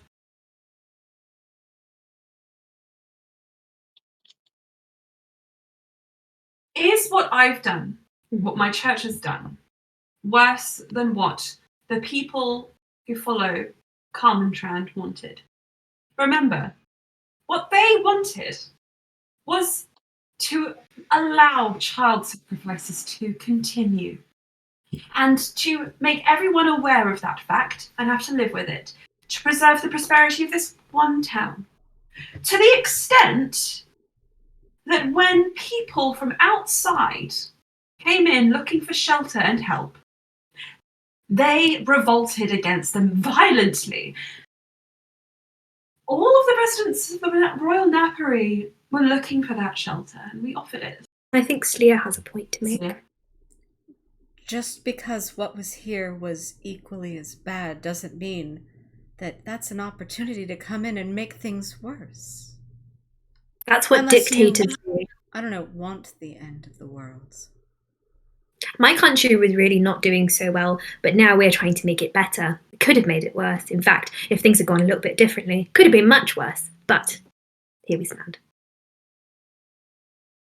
And that's a country. You're just running a town, and you're doing it poorly.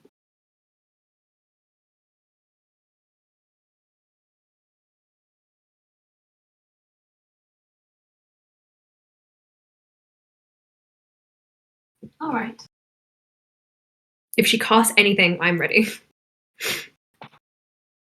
You have spoken in such a way that you've broken through. And I regret so heavily the evils that you people have all befallen to. It's clear that we cannot continue, and that I cannot continue to lead this town. Therefore, I suppose I must step down. There's a but, guys. There's always a but with the evil monologue. Does Raphael look like he's sensing that she's still speaking the truth? Yes. All right. Okay.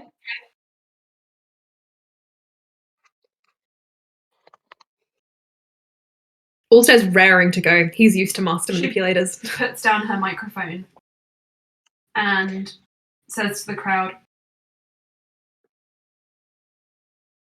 you have been hospitable. Now, good luck for what is to come. And she starts walking away. I don't like that she's Can I insight check her? Yeah. dodging Yes, please. responsibility. No, 21. Yes. 15. She appears to be leaving. And Oh, does she believe that when Tiamat comes through, Tiamat's going to kill the village? We're not going to let that happen, so. I want Bluey to be able to shout something before she leaves, but if you're about to describe her doing something, then no, I'm not. She's very simply has put down her microphone and is leaving the area. If you'll allow it to happen. I'm Bluey's gonna say very loudly, "Are you gonna say hello to Elijah for us, or?" That was so Australian, Anna, that made it so much better. Nice. She'll stop at the exit of the pavilion. Let me just read my notes. Okay.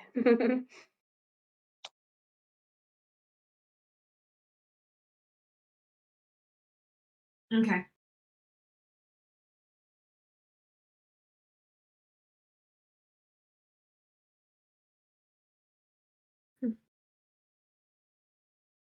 She'll turn around.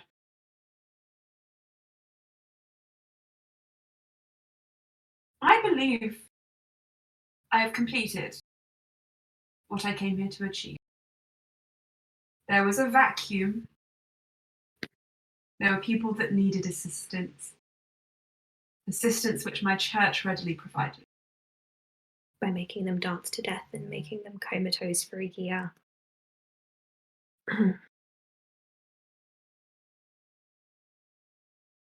Leah, is there anything you want to do? And being horribly, horrifically friendly. Is that Must just the say- plan? To come in, swoop in, be the saviors, and then leave them to chaos?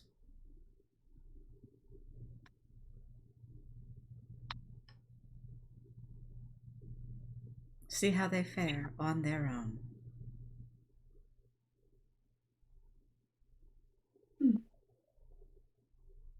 The way I see it, and at this point, everyone in the town is watching her with the most brain-melting expressions, like, what is going on? Too much is happening. Trying to process everything. She says, the way I see it, I'm leaving these people in a far more advantageous position than I ever found them. They are well fed. They are protected. Healthy. They are your sacrifices. How much better are you than them? You should stay. Won't you want to see her return? If she does. I'll be watching.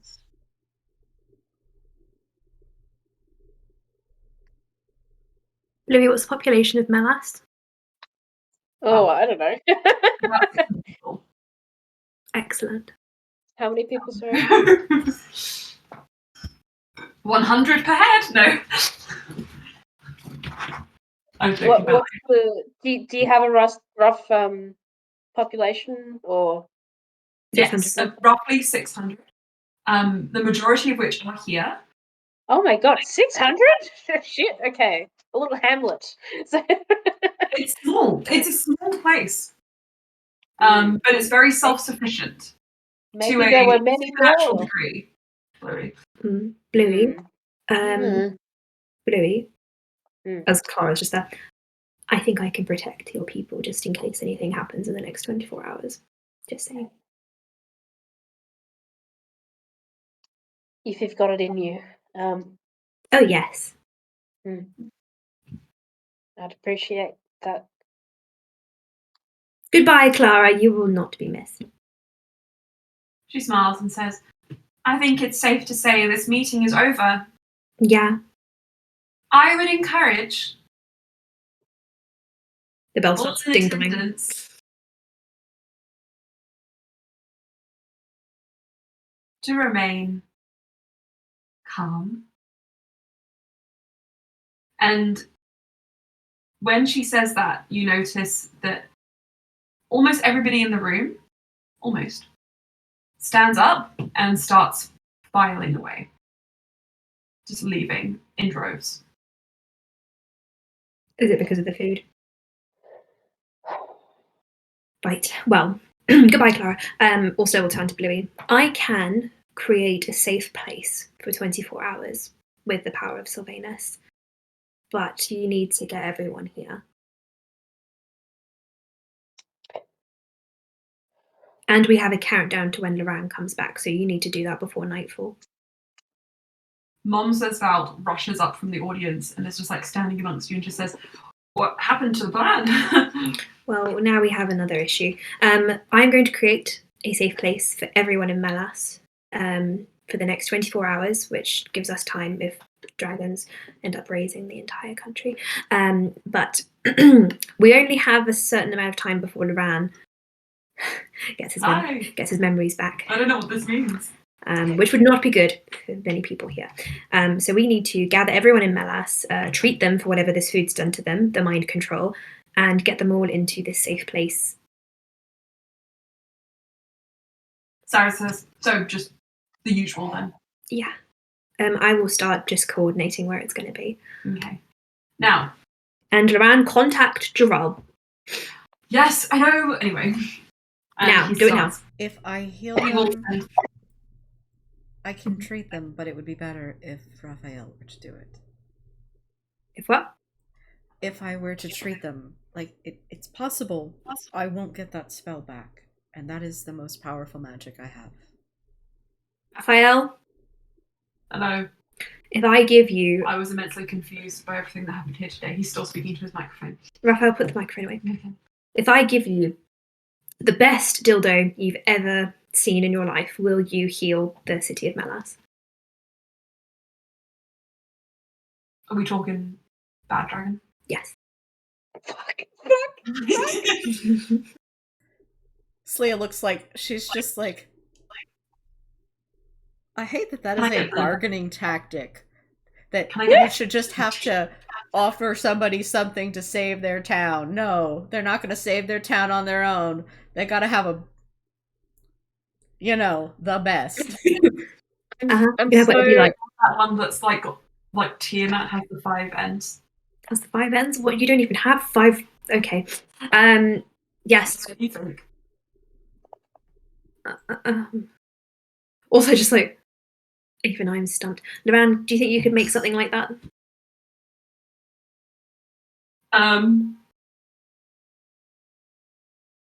He nods, and we'll just whilst Anna's in the toilet, we'll do a slight pause.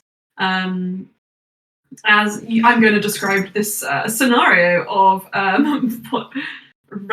Raphael getting a bad dragon. Oh god! How are you guys enjoying the game? It's good. It's fun. It's fun. We are nowhere near the place in my notes I thought we would be, but that's fine. That tracks. Yeah. You have to make a bad dragon doll. Ran will pull out a crystal. Has he messaged Darrell? So that's a good thing. So before he does that, he sends a message and he says, interesting. He looks at the pavilion. There is something preventing me from contacting the outside world. Go outside the pavilion then. He walks.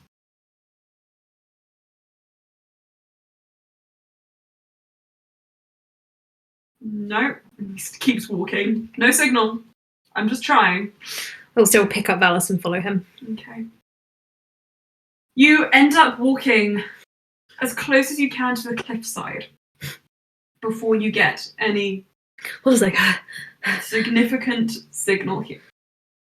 And the moment Sleer, Ulster, Loran, the moment the three of you you almost have to climb up the cliff halfway, but luckily the pavilion is like suspended near the top, the upper areas of the city, so it's not that far. It's only about 20 feet or so up to a ledge. The moment you get there, there is a ringing, loud noise in your ears, like just the loudest voice you've ever heard that just says, "It's my son with you," in different desperate iterations over and over again. Yes. And Melas, we have him. Yes. All of you can respond. Slayer, do you respond? Ow. Yes. Nice. He's here. Okay. Please come And get then him. Loran is like, he's very annoying.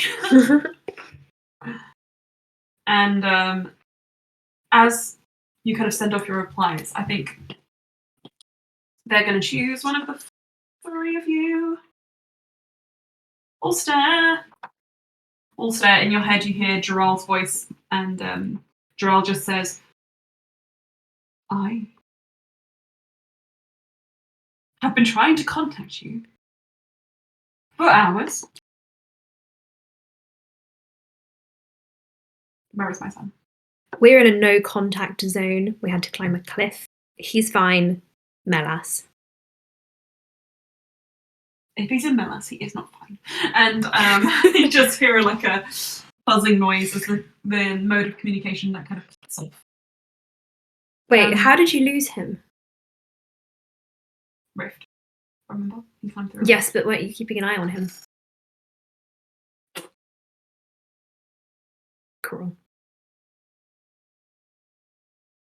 Carol was keeping an eye on him. Mm-hmm. I was having a bath. Was it a nice bath? Not anymore. Carol lost Valis. No one says that tracks. Yeah, Xaral was trying to have a bath, and Carol was supposed to be watching Valis, and somehow lost him. Mm-hmm. Somehow. He blinked. Alice walked through a rift. Honestly, not that surprising. Duran, I'm so happy that we are married. Why? I could have ended up with something much worse. Really? I'm confused, but I don't. He pats Loran's shoulder. Okay. Sorry about that. From the sounds of it, you were only ever going to ever get with me. So. Mm-hmm.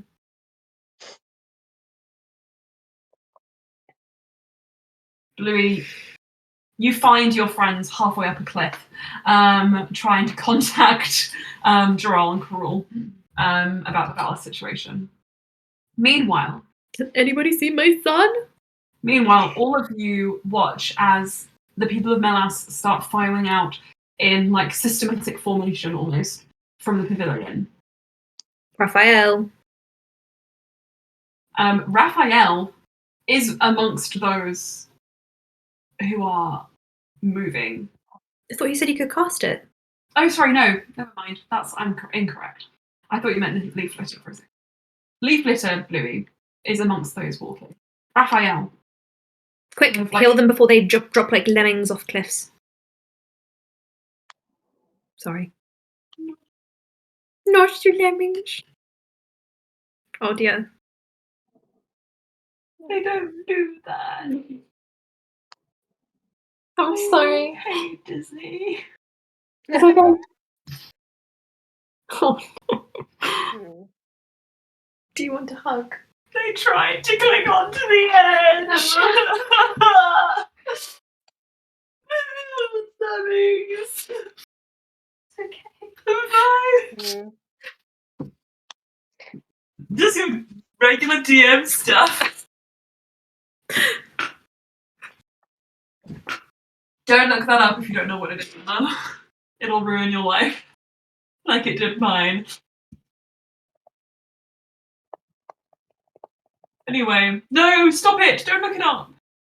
I'm putting myth in my search because I know I've. Yeah. Emma, my houseplants are arriving tomorrow. You're going to be home most of the day, right? Wednesday? Yes.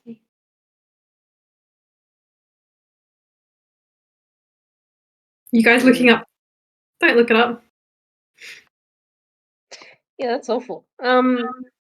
Yeah. Anyway. So, anyway. Raphael says, yes, I can save them. Sleia, please show me how to do this. I mean, Astra. I don't know your real name. Slee is fine. Arguably, it doesn't actually matter. It basically she walks him through what mass heal does, and just He's like, I don't know if I'm strong enough for this, but I can try. It might tear my body to pieces, you understand? it might make you a little tired. Okay. Here's the question. Does it really seem like Raphael can cast it?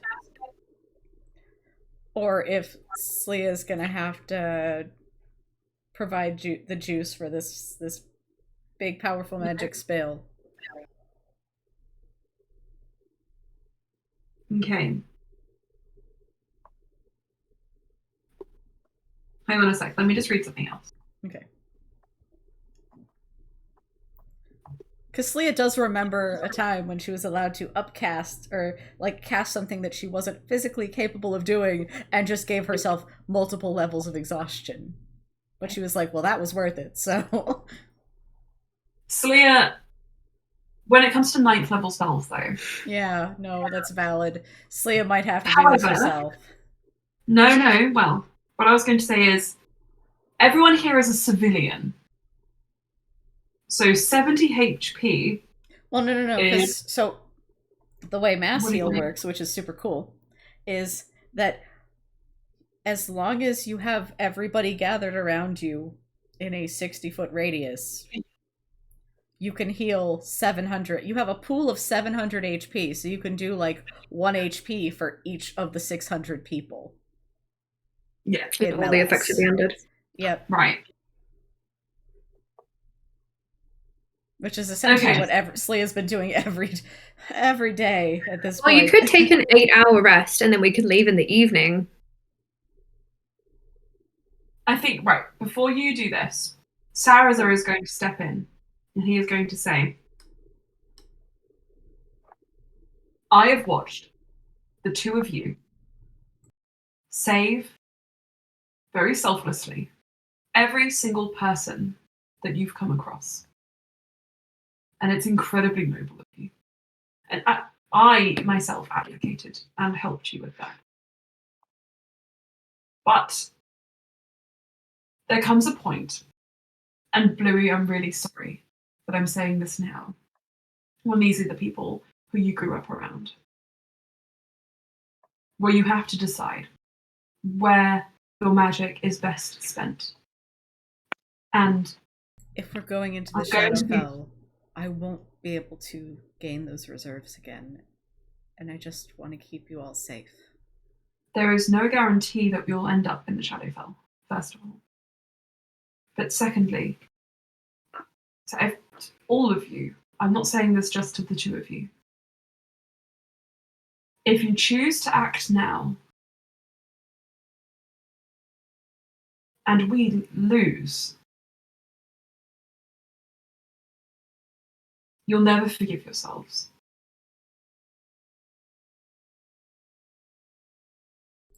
Exactly.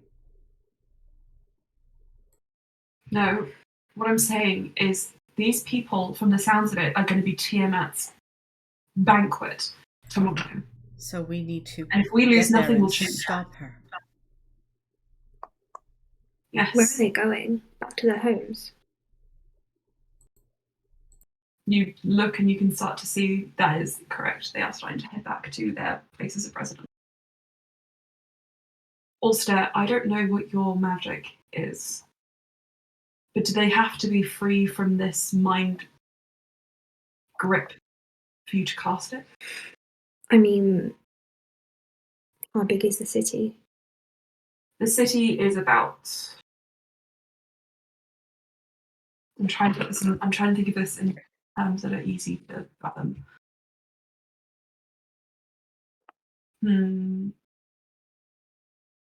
I can double the range, but the city is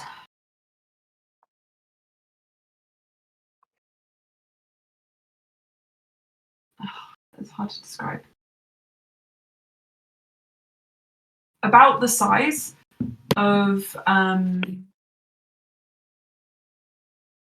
oh no, this is really hard. I'm trying to think of like a way an easy place. I could try and But like, give me a reference for it. I mean, I could try and ask Sylvanus. Just pop in for a little chat. Is there a divine intervention you could use? Yes. With Sleer's help, maybe? I just asked for help with Ender. Also, what is the spell that you wish to use? He wants to create a druid grove. Okay. But he needs people to be within a cube. So Of how big?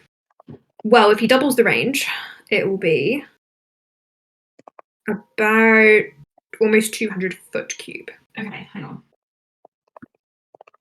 Sorry, I have an idea.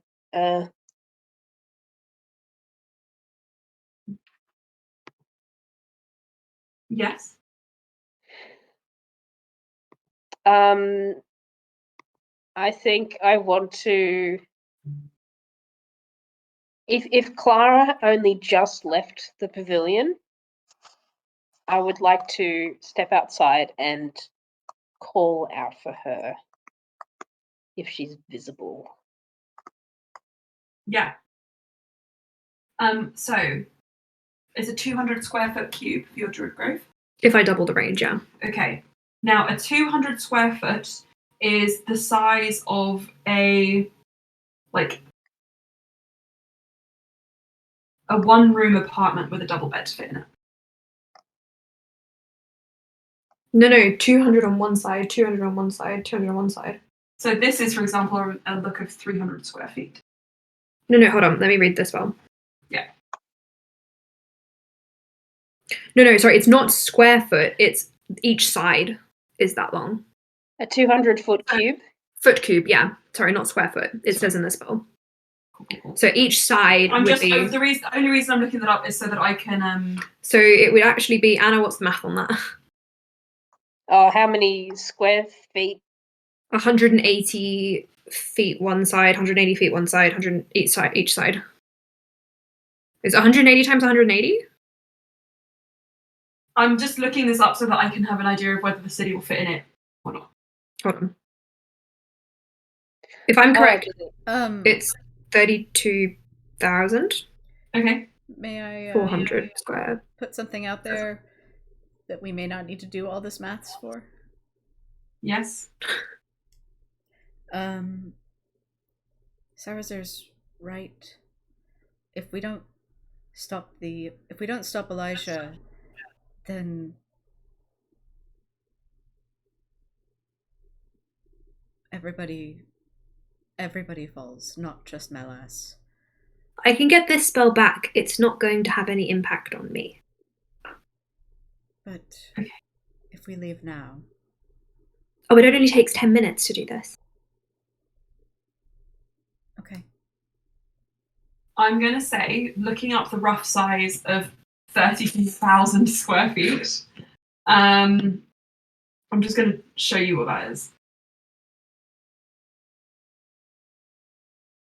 Do you mean cubed feet?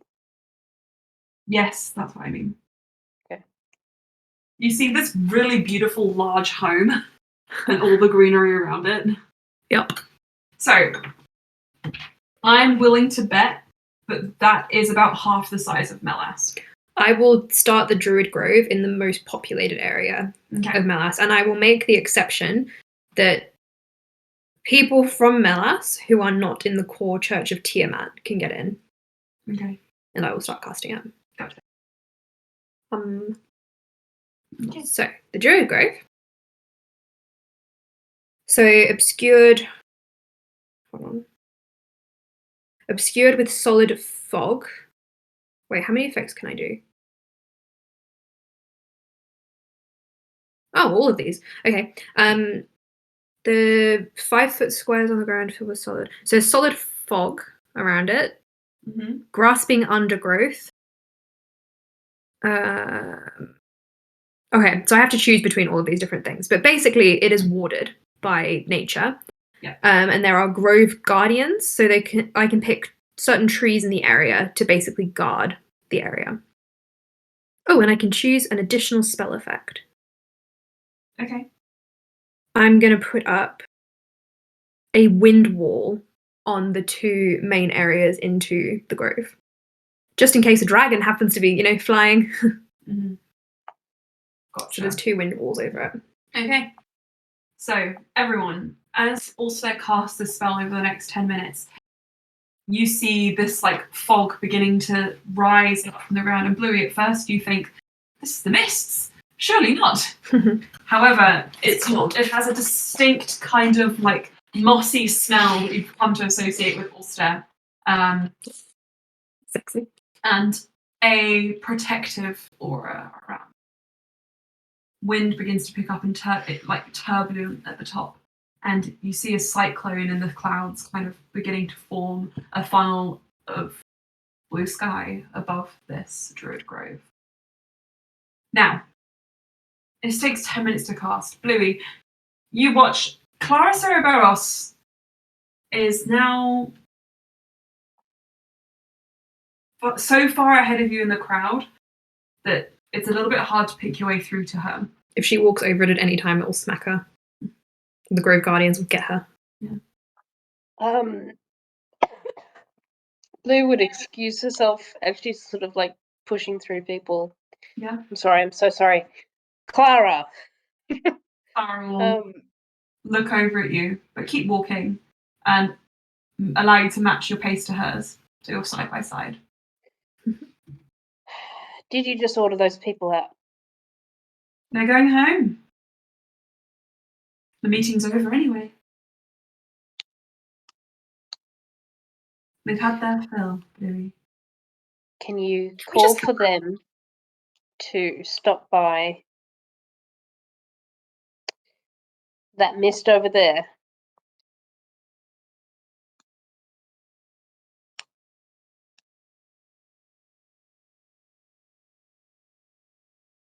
You think it's going to make a difference at the end of all of this? Can I please kill her? Bluey, I'm not the kind of person who raises their hand against anyone in violence. I will not force you to do anything you don't want to do. Always up to you. But I will tell you now. This might protect people for now, but it will not forever. Please, can I kill her? I know this. That's why I want to stay in the council. I want to help people. I want there to be a world where I can help people. She stops. Louis.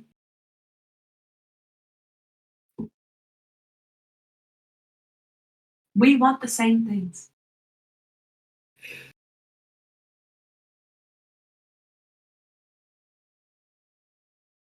We really do.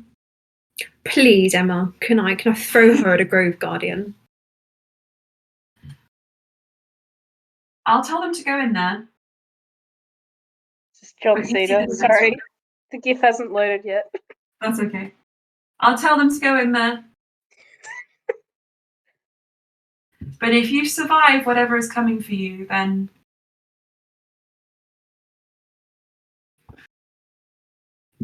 look, if you survive whatever is coming for you, then you'll see the difference that it's going to make.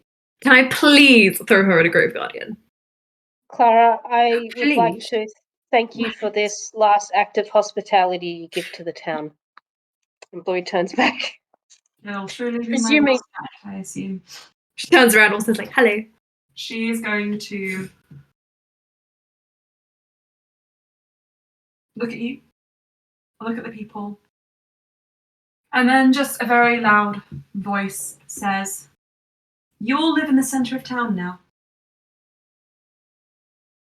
And people who are heading up the pathways out of the sight of the Druid Grove stop, turn around and start walking. God. Can I insight check her? Yep. Yeah. 16. Mm-hmm. Surprisingly low roll for me.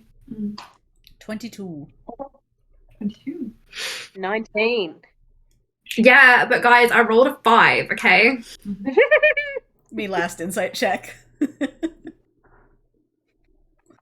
This seems like it's not going to make any difference in her mind to the way of the world, the way things are going. And Sleia, I would like you to, can all tell that, by the way, from your mixed results. I would like to She's channel in- divinity to get into her head. Oh, fun. What do I have to do? So the way that works is, hang on, there we go. Channel divinity, read thoughts. Just imagining Joral screaming cruel right now. Mm-hmm. So the creature must make a wisdom saving throw.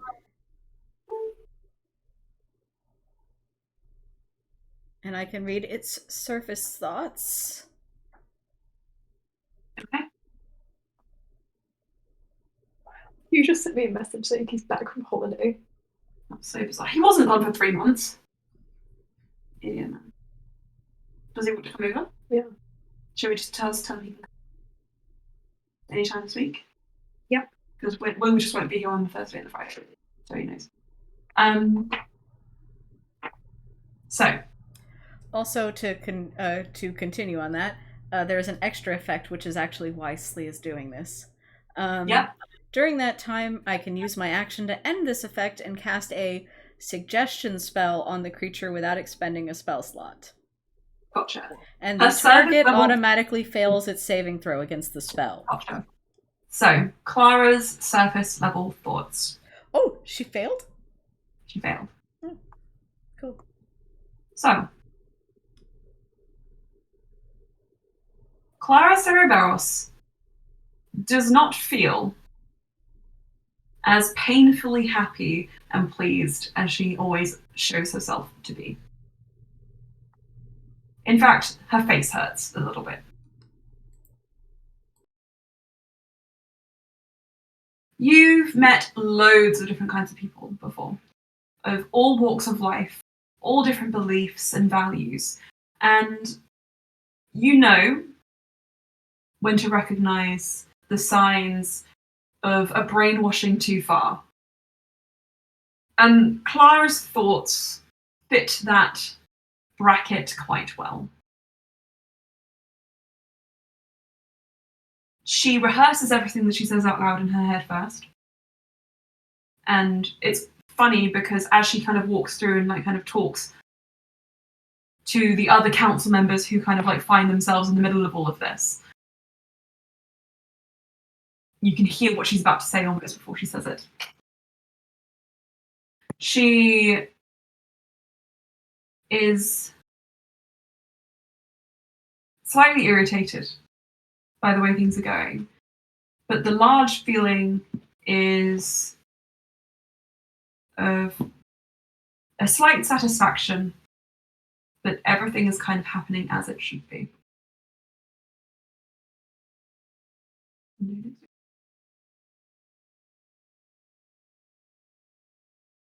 The 11th, yeah. Cool.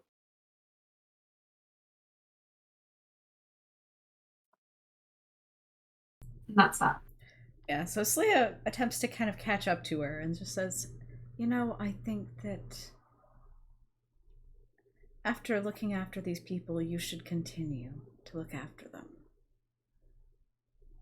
You should go be with them and encourage the rest of your friends to do the same. To take care of them for this new world. Sleia's trying to make her suggestions sound very, very natural, like what Clara would want. But, yeah. If she failed the detect thoughts, she fails the suggestion, so she does feel compelled to do this. I suppose there are a few things to do first, but yes, you're right. when all of this is done, they will need more guidance, and I will not abandon them, should they still be around to receive it. Good. Make sure to stand by your people. Absolutely.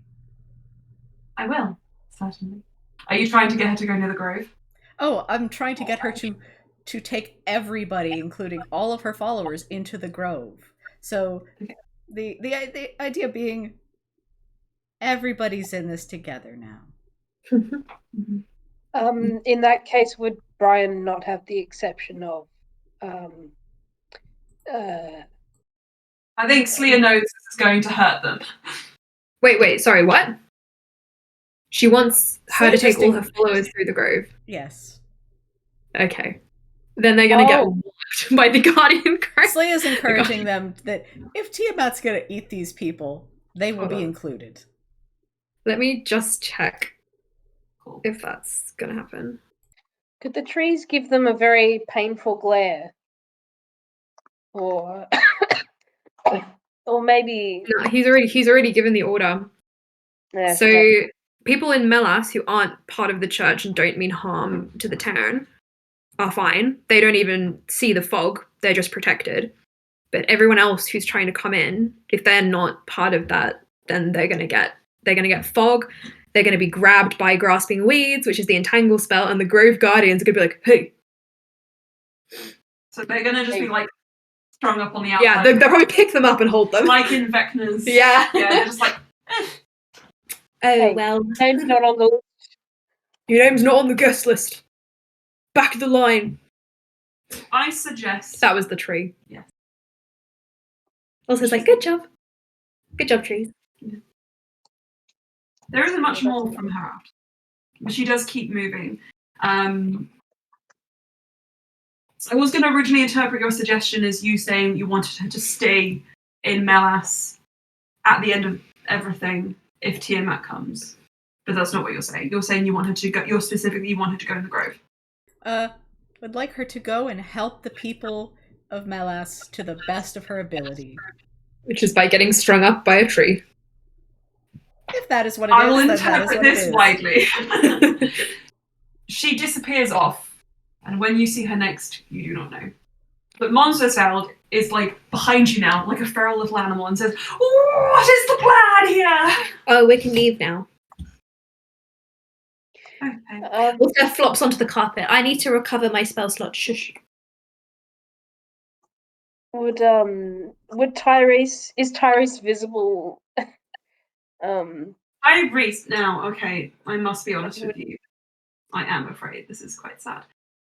All the people of the Royal Napery, having been quite subject to the foods and drinks and airs of Melas, have started moving as well, following everybody in the town, and now they don't have anywhere to go, so they're going back to the Napery. No, there's a grove.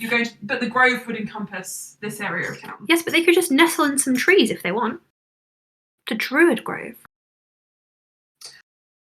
Okay, I see what you're saying. So from my understanding, because when you were saying they wouldn't even see the mist, they wouldn't see any difference. None of the negative effects will affect them. Cool, okay, cool. So there's just a bloom, like a hanging garden. It's beautiful. It's lovely. I think that you just see all of the Nappy people go sleep in a bed of flowers in the middle of the road. And I guess they would see that like clear bit of sky. Yeah. Indeed. It's warmer here. Sleep, my children. And so, you guys watch as the last few people kind of just go and filter down into the grove. Those who are not allowed in get tangled up in weeds and are just like standing up like statues on the outside, like, this is unacceptable. No, it's not. It could have been much worse for you. Now, I usually eat my enemies.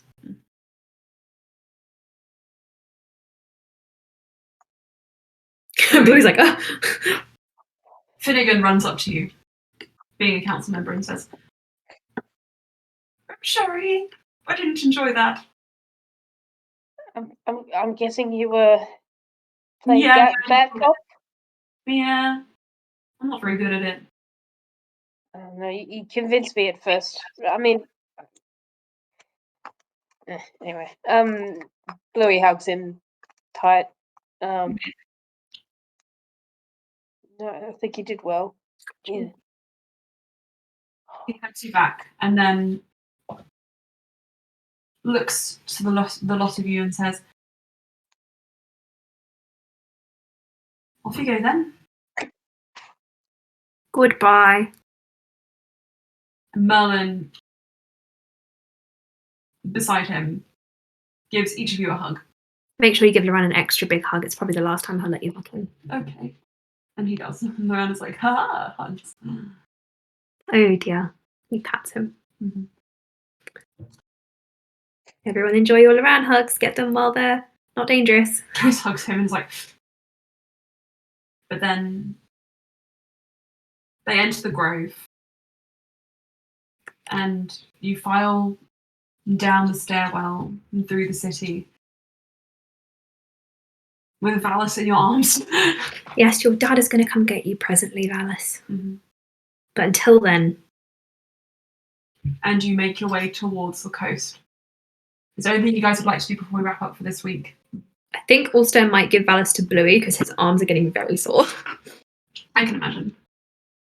He's like, 10 years old is not that young. You are not a baby. It's fun to be picked up. Also, I'm smaller because I lived most of my life underground. You're Slayer also would still be willing like to just 40 hold kilos. on to him as well. Nice. Ulster's like, ugh. Is it alright if I have 5 or 10 minutes with Tyrese and then we definitely go to the coast? We'll start walking. You can catch up. Alright. Tyrese. Though he was in the Royal Napery, I'm going to just say that you'll be able to sort of like break his sort of slide. He's in the flowers. He's in the flowers. You go and sit in the flowers with him.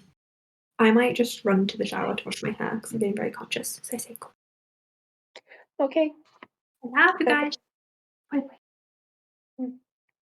Tyrese sits up and says, "Hey, hello." Hello. Sorry. All the flower pollen's, I had no idea you were here all this time. I'm so sorry. It's fine. It's been pretty good. I've been asleep most of it. How's my... Should I ask how my bar is doing or not? You should ask. Unfortunately, I don't know the answer.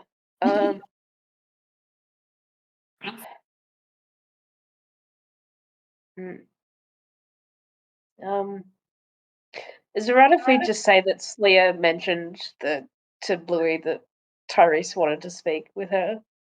Oh, yes, you can, yeah. Okay. So I'm about to head off. I will be back, but Yes, Tyrese actually says, "Louis, yes, I wanted to ask you something because I'm not from Melas. Right. But I'm from close by. And I have this weird feeling like there's something missing from my mind, almost. Like, I don't know.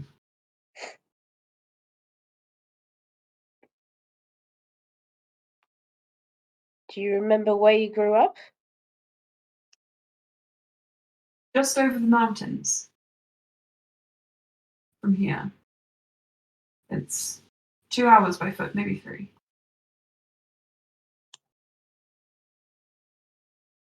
So Bluey, there aren't that many blue dragonborns about, are there, these days?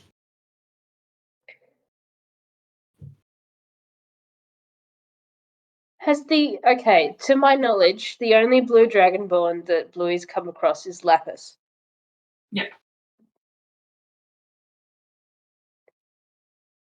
I've seen other hues, but I haven't seen blue all that much. No, me neither.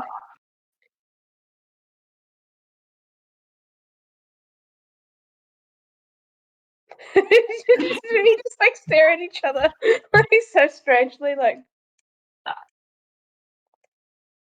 Just, something that's come across my mind recently as everything started to get a bit odd up north here. And I don't know, it's just something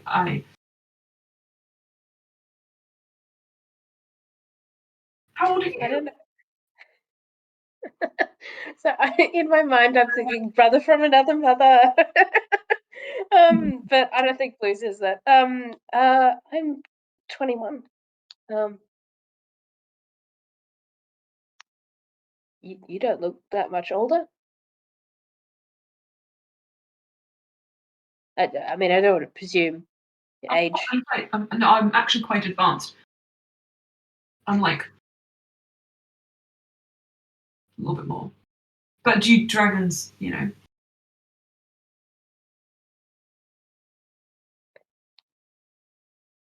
What are you getting at just there? dragon, aging doesn't look the same.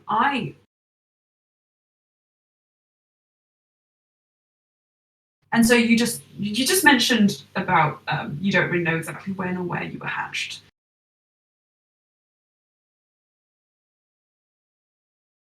Mhm. Mm-hmm. I mean, I was adopted. Yes. No. I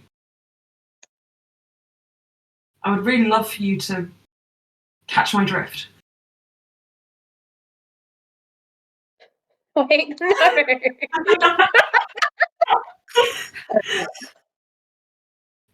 How old does Tyrese look? It's true what you say. Physically, not too much older than you. But from his words, you get the impression that he is advanced in age, like he did say earlier to Ulster and Loran. He's like older than 40. I don't think Blue is. I don't think she's.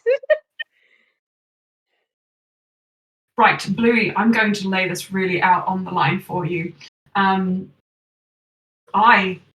have been in relationships before, and those relationships had, been very loving and fulfilling,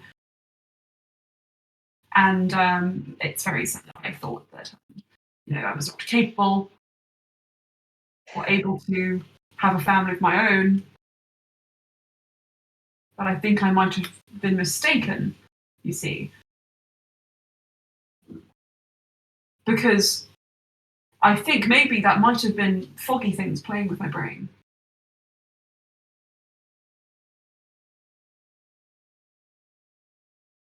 So,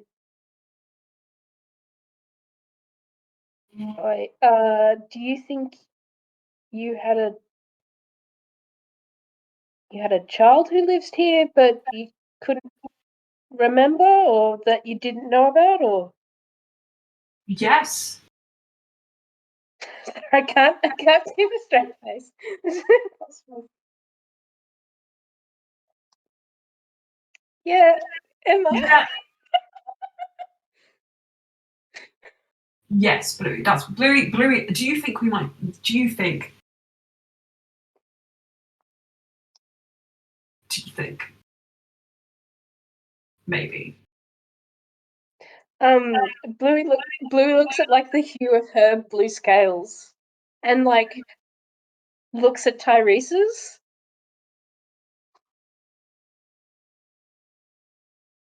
Very similar.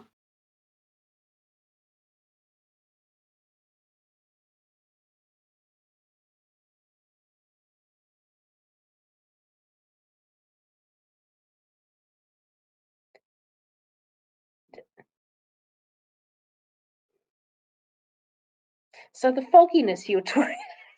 Yes, so like a magical kind of fogginess that was brought on, I assume, and has been kind of depleted over the years, somewhat, you could say, in a pattern with the happenings of this town.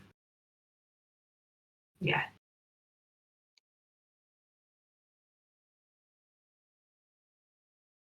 You see, I was once a travelling like salesperson of fine wines and alcohols. And I wonder if maybe my travels brought me here. I have a very important question that needs answered. What happened to the man who was playing the accordion? Where did he go? You know.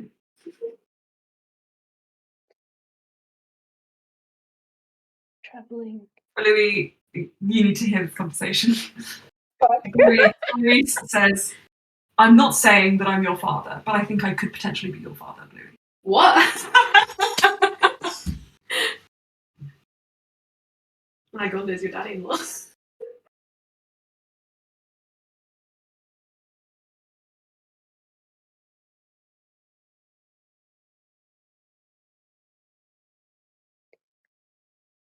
I think she like puts her hands on his shoulders and just sort of goes, I promise to be back here as soon as I can. Yes. And I'd like to help get to the bottom of this. I think this would be a good solution. For some reason, I feel the urge to sleep very soundly for the next 10 years. It might be the flowers or the drugs, but it's becoming harder and harder to stay lucid. So before you go, I just want to say that if any of this is based in reality, that I will support you in all things, and you do not need to worry.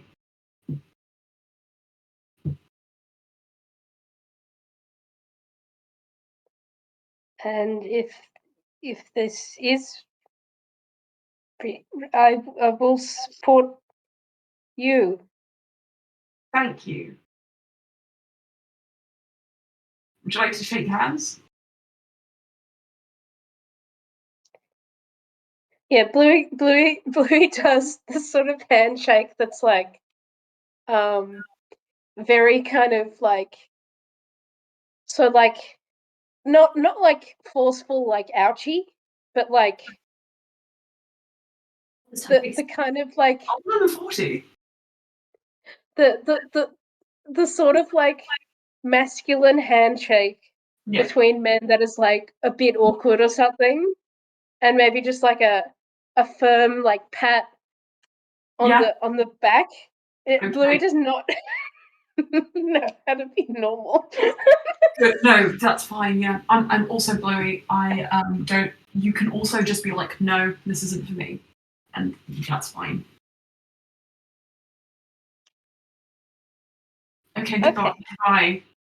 All right.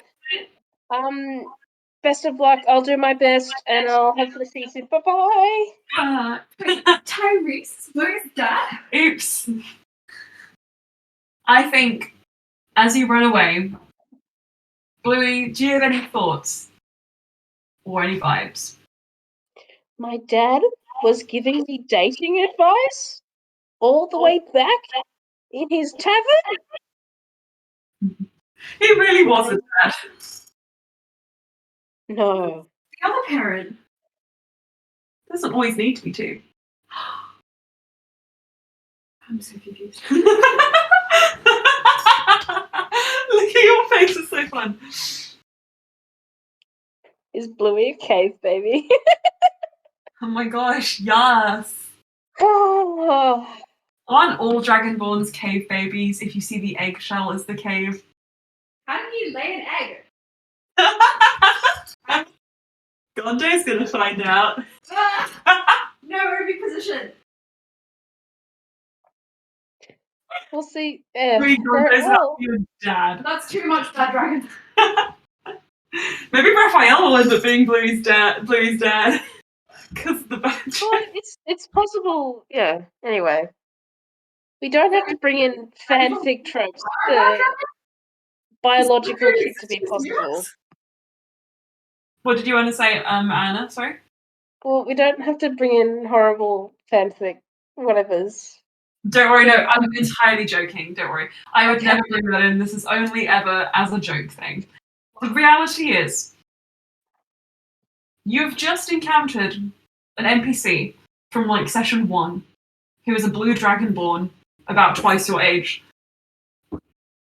And things are slotting together, supposedly. I want to know the full story. I'll tell you Emma? one day. Emma? Yes. Yes. Why did you drop such a bomb when I was in the shower? How has this? You can choose not to answer. Okay, I'm going to just say before we go into questions about the game, you run off and you join your friends, and the lot of you all together now, with Cass included, make your way towards the docks where you will head the beginning of next session to the tiers. Bluey, your questions now. Sorry, I just gotta. Boogie woogie woogie. Yes. You're my dad. Boogie woogie Emma, woogie. Emma, Yes. has this been in the works for 4+ years or something like that? I'll admit, no, Okay. because I don't plan everything 4 years in advance. However, You should have just said yes. I should have, but no. Be powerful. I'm honest. No, so I started planning this reveal. Mm-hmm. I can only tell you roughly by defining the campaign occurrences that were happening at that time. I think it was about 1.5 or 2 years ago. Wow. Because I specifically wanted you to meet a blue dragonborn first, who was not related to you, but was related to Melas, and that ended up becoming Lapis. And that's been in the works for a while. And I had originally planned that you maybe wouldn't meet any of your family, but as like time kind of went on, it felt more like a conclusion of Bluey's, like a good, not conclusion, but an interesting thing for Bluey to explore would be to see how you reacted to this. And that's kind of when I decided that I wanted to introduce also a family member. And when there was an NPC right there who could have been affected by the brain fog, it just felt right. So 2 years, 2.5 maybe, push. And Lapis has been there for longer. But I hope you like it. I'm happy to... Is there any implication about Lapis, or will we just... That's up to you. I mean, if you want there to be, we can always talk more.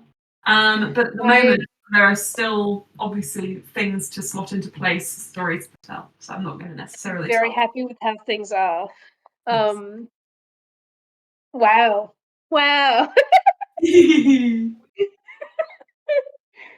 Oh my god. Sorry.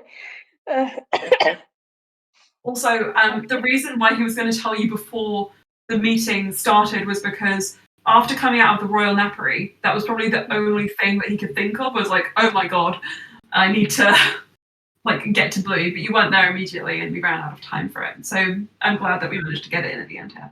Oh my god. Sorry. I am desperate to go to the loo, and if I pace about, maybe I will give myself... That's fine. I'm going to say, because we're going to be playing on Saturday as well, let's leave it here for today. Amazing game. And Anna, we can talk on Facebook